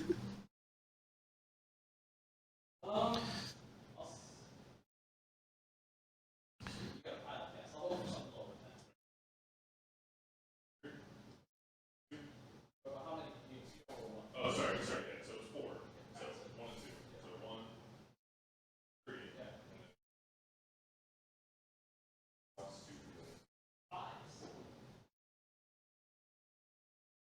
Yep, it is round 5. Blood Rights is now on a 5-up ward, and it looks like he healed 3 on the Melisai. with the heroic action. So Matt proving that Doc, even round 5, do not go down easy. Nope. 14 to cast. Oh, looks like he rolled box stars. Yeah, 16.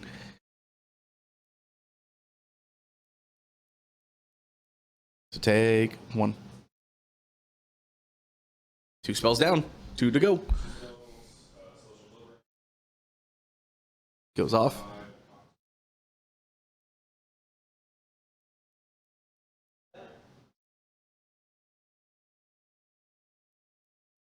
Okay.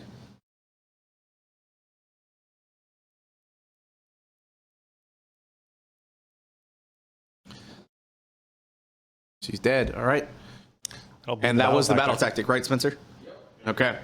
So there's 2 VP on the board for him. Oh, yeah, but that's the unit. All right, so step 1 complete. Step 1 of the battle tactic complete.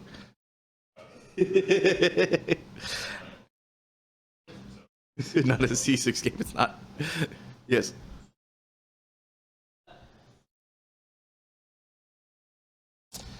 Well, it looks like Matt is down to 1 model. 1 on the board.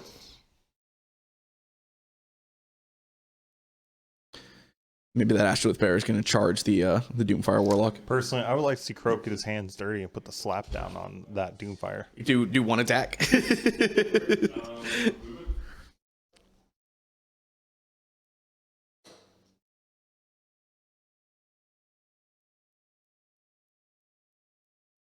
At the center of the board. They mark the Nope. center with the white token. Okay. Nope.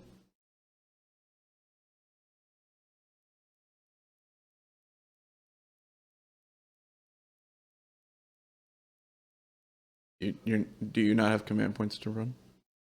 I think the run might be going to the Stilodon in order to go to that top objective.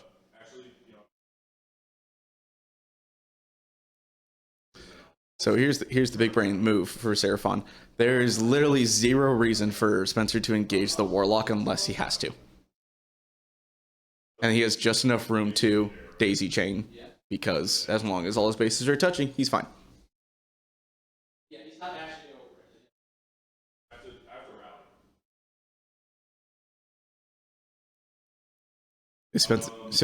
Is Spencer going to have to charge the Skinks in order to get that last little inch bit?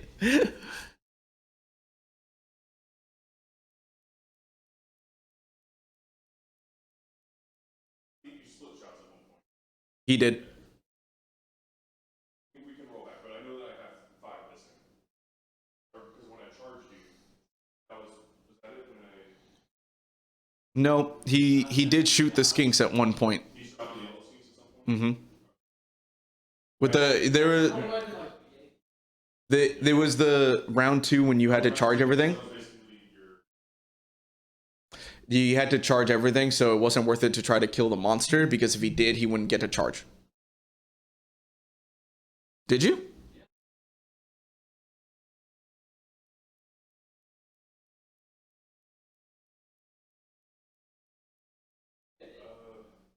I distinctly remember some shots going into the Skinks.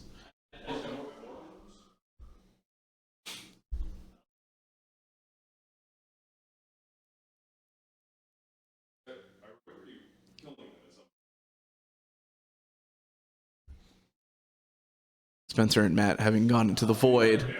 At some point, he lost 5 Skinks. They do not know how. I'm pretty sure that the Skinks got targeted by shooting at one point. Chat, if you remember, could you let us know?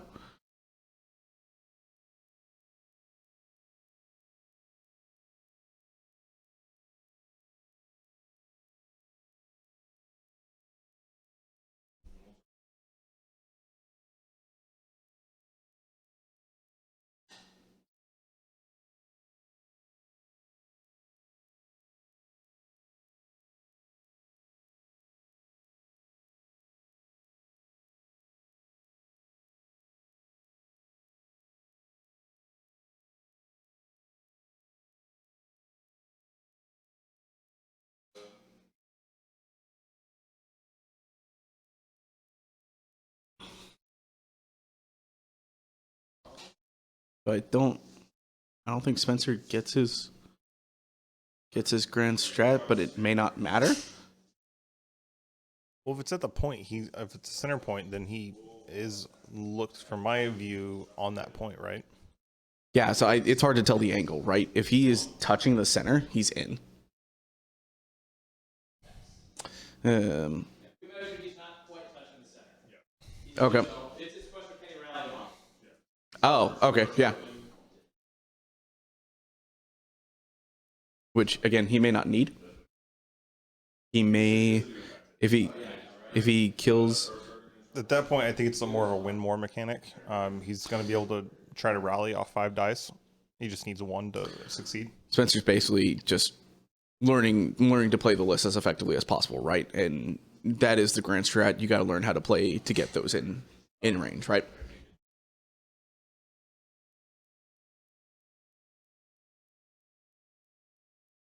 Sarsgaard going to try to kill 1 Doomfire Warlock.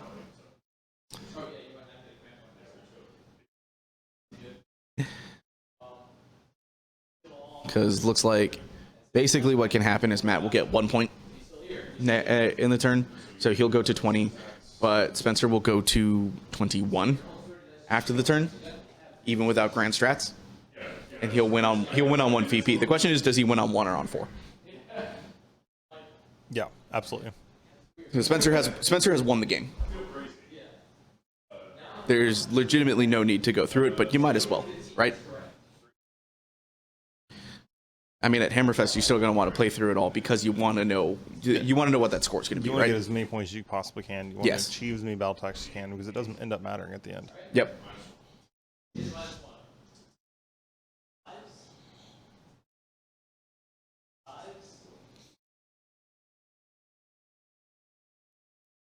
That's the Doomfire.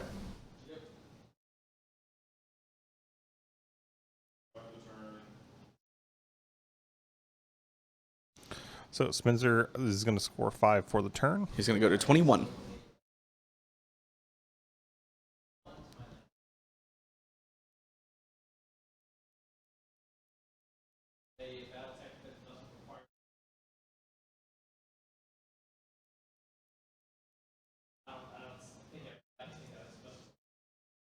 So Spencer, can you win by 4 and not by 1?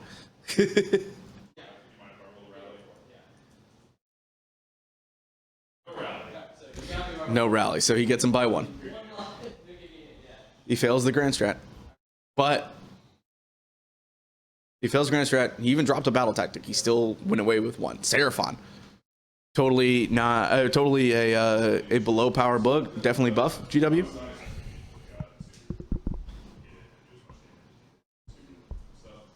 So definitely a good game. They kind of sit back and just kind of talking about it, seeing what went right, what went wrong. Those are good habits to have as a player. Yep. Looking to kind of build up your overall skills, to talk to your opponent and just find out what scared the crap out of you and what did you not worry about. Like having those sort of questions and being able to get that understanding of the game, it's gonna be a big help. Yep, pretty much. Figure out where you might have made mistakes. Even if you come out with the win, that doesn't necessarily mean you played like the cleanest game. For example, I think it was good. That Spencer didn't focus the Shadow Queen as much, and just focused on everything else on the board and playing to his strengths. He got the skinks on the other side of the board. He managed to get VPs on that back objective. He played the board extremely well. Absolutely. He did that nice, slow, methodical play that carries Seraphon through most games, doing the consistent chip damage to Marathi, putting her right in her place, putting the damage on the snakes where he can, and just basically limiting Matt's options basically out on the board and push into his face. Yep. Like the worst thing that happened to Spencer was not rolling the saves well on that Bastildon. So he got the 1-2 more and the battle tactic in round 5, but he missed the grand strat by a sliver. He needed to rally 1 skink to get onto that objective. He needed to rally 1 skink to get actually on the center of the board, and he didn't get it, so he didn't get the grand strat. Yeah, he didn't quite have the movement he needed to get in the center. So unfortunately, this isn't going to score that grand strategy, but he did end up winning by a couple points. Yep. I think with Matt getting the one for owning his home objective, Spencer takes the win 21-20. Shooting in blocks of 30 all game, which I should realize means I should kill one more of them. Yes. Once I'm down to 15, just kill one. Well, it could have been a potential if he would have been like a millimeter over, right? So he needed to have that skink right in the center in order to actually score the point, but he didn't actually get a chance to do that. Yeah. He was about a millimeter off from the center. Yeah, and it was still better to run and get right there than try to make that charge and hope that you make a big enough charge that you get over, right? Maybe you could have done that. Maybe the distances were better. If it was me, I still would have done the run and maybe try to rally. But it ended up being the difference between a 1 VP and a 4 VP win, because he didn't get the grand strat. He didn't win by 4. Yep. At the end of basically bottom of 5, Matt's going to score with his last home objective. Spencer can't do anything about that, so he's going to at least get the point. So we did 21-20. Yep. Doc had no way to get a battle tactic while being tabled, so.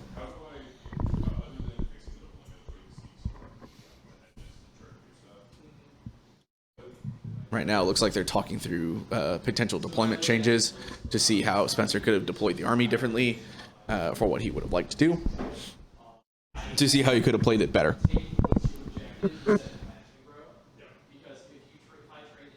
But definitely a strong, interesting game from two very good players. So it definitely was interesting to watch, see the dynamic between just the Seraphon oppressive, consistent chip damage, magic superiority versus Doc shooting, basically. That's what we basically saw. Yeah, this matchup is always a close matchup. Makes me kind of pucker my butt every time I watch it, because honestly, a lot of times you're a priority away from losing. Absolutely, and Spencer, he decided to win every priority, so that definitely helped him out. He did the good strat. He won the rolls that he needed to. He stuck to the plan. He rolled just enough 6s. He killed all of the heroes. In fact, he killed the whole army. That's usually means that you win the game. Usually.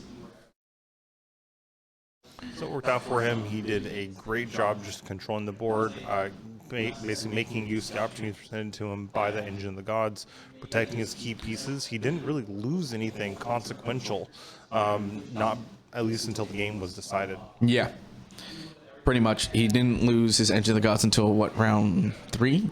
Round 4. Yeah. Not losing that, losing the Bastildon, and you still having enough. Croak being Croak, still enough to get damage through.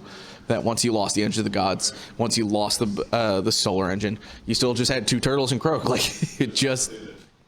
it's enough to just push through. Yeah, those Bastillodons, 435 points, they just are fantastic blocker pieces, able to tank several rounds of damage just from Arathi. Very impressive. So they really proved their points. Definitely showing to be that an interesting piece to use in a Seraphon list like this. Yep, 165 point screens, 165 point 1-up screen with a footprint that big. It's pretty good. A lot of armies would kill for anything close to that. Love it. So fantastic stuff. It's a fantastic game. Definitely look forward to seeing y'all again next week at Hammerfest. We will, of course, be streaming it again.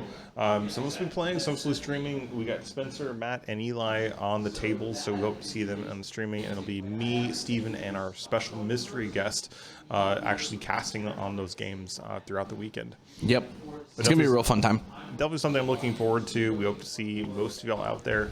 Or if not, at least in the chat, looking at and just talking about Warhammer and this game that we love.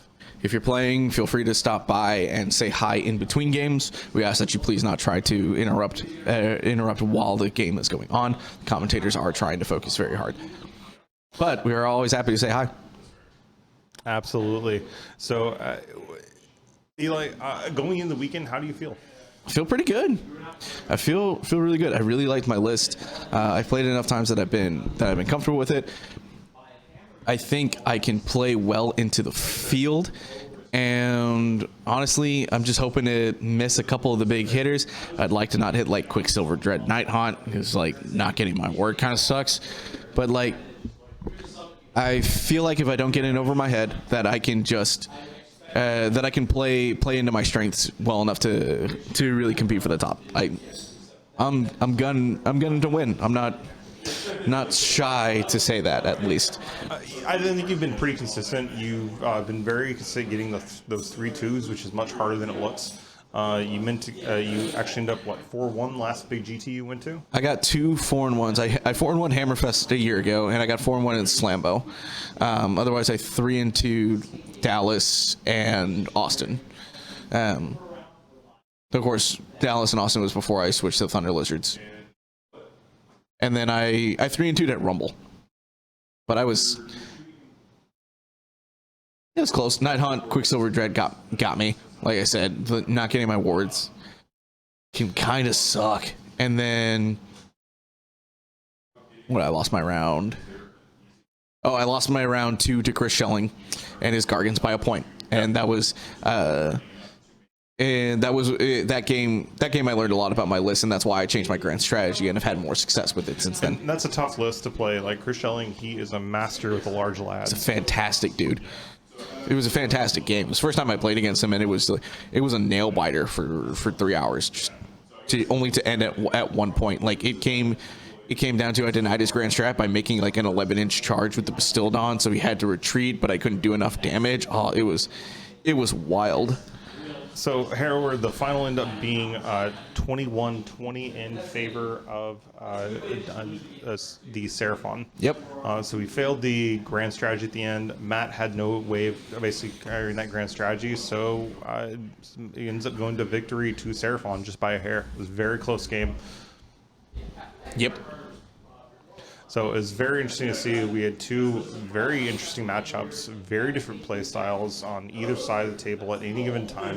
And we just basically saw them ending right on a hair's breadth. I think that's something that's really strong. So kind of what we're seeing in general with this new GHB is games don't end up being blowouts, not typically. Not as much this book, I think. Not that we're seeing a ton of draws, but we're seeing a lot of closer scores because there's not a lot of extra VPs being thrown around. Unless you're playing like the Mighty and the Cunning, which is terrible. Not my favorite battle It is plan. a bad battle plan. But I mean, that's what we see, right? There's very little catch-up mechanics, but there's really not a high ceiling for the amount of points you can score on most of the battle plans. So we see just consistent point usage. As long as you're making smart plays, you can get those points. And making sure that you don't drop battle tactics, very important to making sure you play consistently. Yeah, exactly. And these games were close. We had a tie game round 1, 1 point game round 2. And honestly, you're going to see that when you have good armies and good players at the table. I don't think it's often you're going to see total blowouts between 2 good players playing their armies. Ideally, no. And so we saw a couple of great games going on this weekend on the stream. I look forward to seeing more great games through Hammerfest. Yeah, we're gonna get 5 really good games at Hammerfest. I think the field is pretty strong at Hammerfest, so I don't think there's a chance that there's not going to be a bad matchup. Like everything's going to be good. Yeah, a lot of people from out of state are flying in to come to challenge the Texas scenes. We got a lot of Team America showing up. I think it's gonna be really interesting. Yeah. So you Texas boys out there going to Hammerfest, we got to defend our home turf. Bring your A game. Trying, man. You're still nervous? Don't be. Is this your first GT, man? Personally, can't wait for a new GHB. I can't blame you. Not every army plays as well into the GHB as others, but I think that's also part of why they're trying to do 6-month GHBs. I don't like it because I don't think it's long enough. I think it's too short for things to settle. It does keep things fresh. Yeah, because with the GHB, I'm singing its praises, but that's because the armies I play well in this GHB. I can definitely understand if someone is not having fun with the GHB. It's a long 6 months. I definitely think the battle plans are better than the last one, though. I think in general the battle plans are improved. There are still the stupid ones like Mighty and the Cunning. Just that's where you can see something run away with the game. Absolutely. But this is your first GT since Gamescom 1. I'm not Welcome gonna. back. Yeah, welcome back to playing. It's gonna be a blast. I think honestly, the only thing you got to worry about, have 5 fun games, man. Yeah. Just don't don't necessarily try to like be a try hard and make sure you're winning every game. Just try to play 5 really fun, really good, clean games. Have yourself a good time. Have a few beers. It's gonna be fun. Yeah, the Houston guys and the Harambe's Heroes, they're great hosts. You got to watch out for those apes. They play for keeps. They do. But I think you are going to just have a good game. It's going to be a good GT. Typically, the Hammerfest as an event has been proven to be very successful. It's a huge event right now. 93 players is just unbelievable. Yep.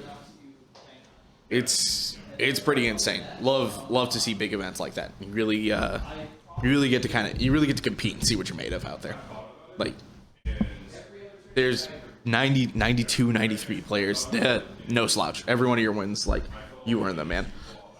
Stay hydrated, keep your head around all these awesome armies. Hey, look, there's no shame in that either, man.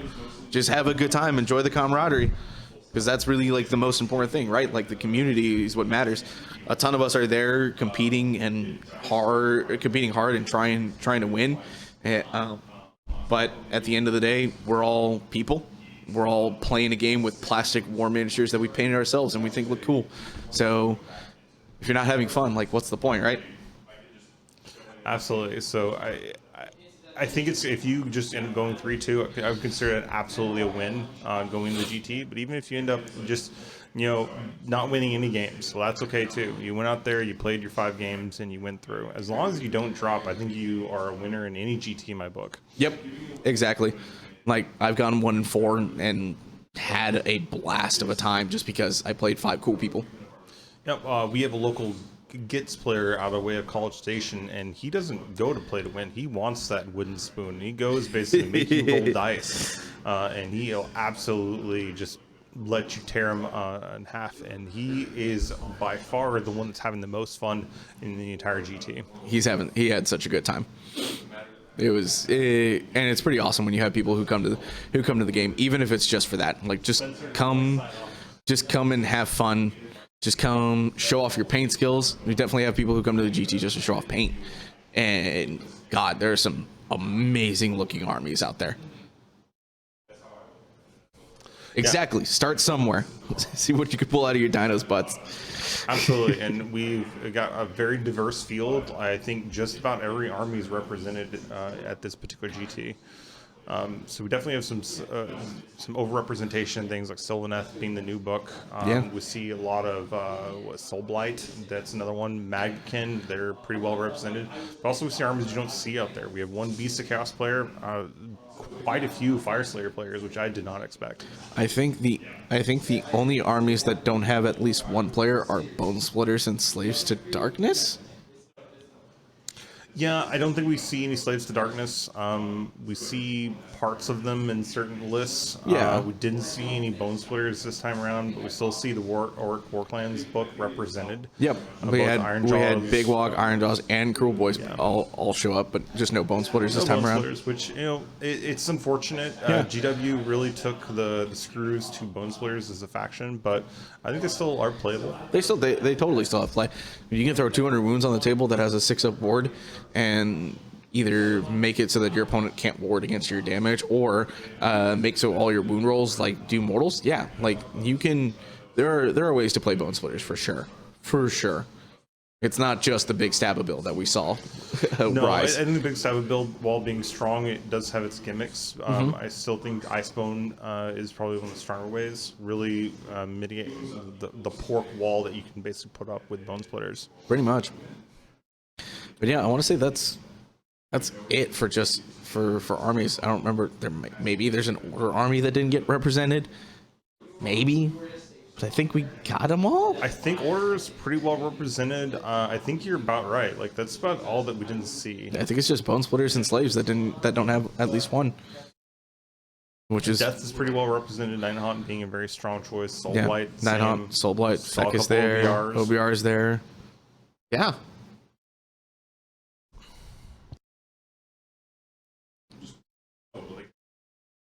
Spencer coming in to say hi. But I think with that, now that the two have finally cleaned up, they are here. Oh, if y'all are waiting for me, she says No. No.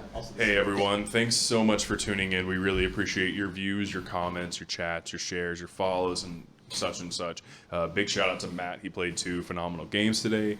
I am sure he is tired, and I'm sure he's ready to get us out of his house. Thank y'all again, and we'll see you in what, like 5 days? 5 days. All right, well, thanks everyone. Have a great day, and we'll catch you later.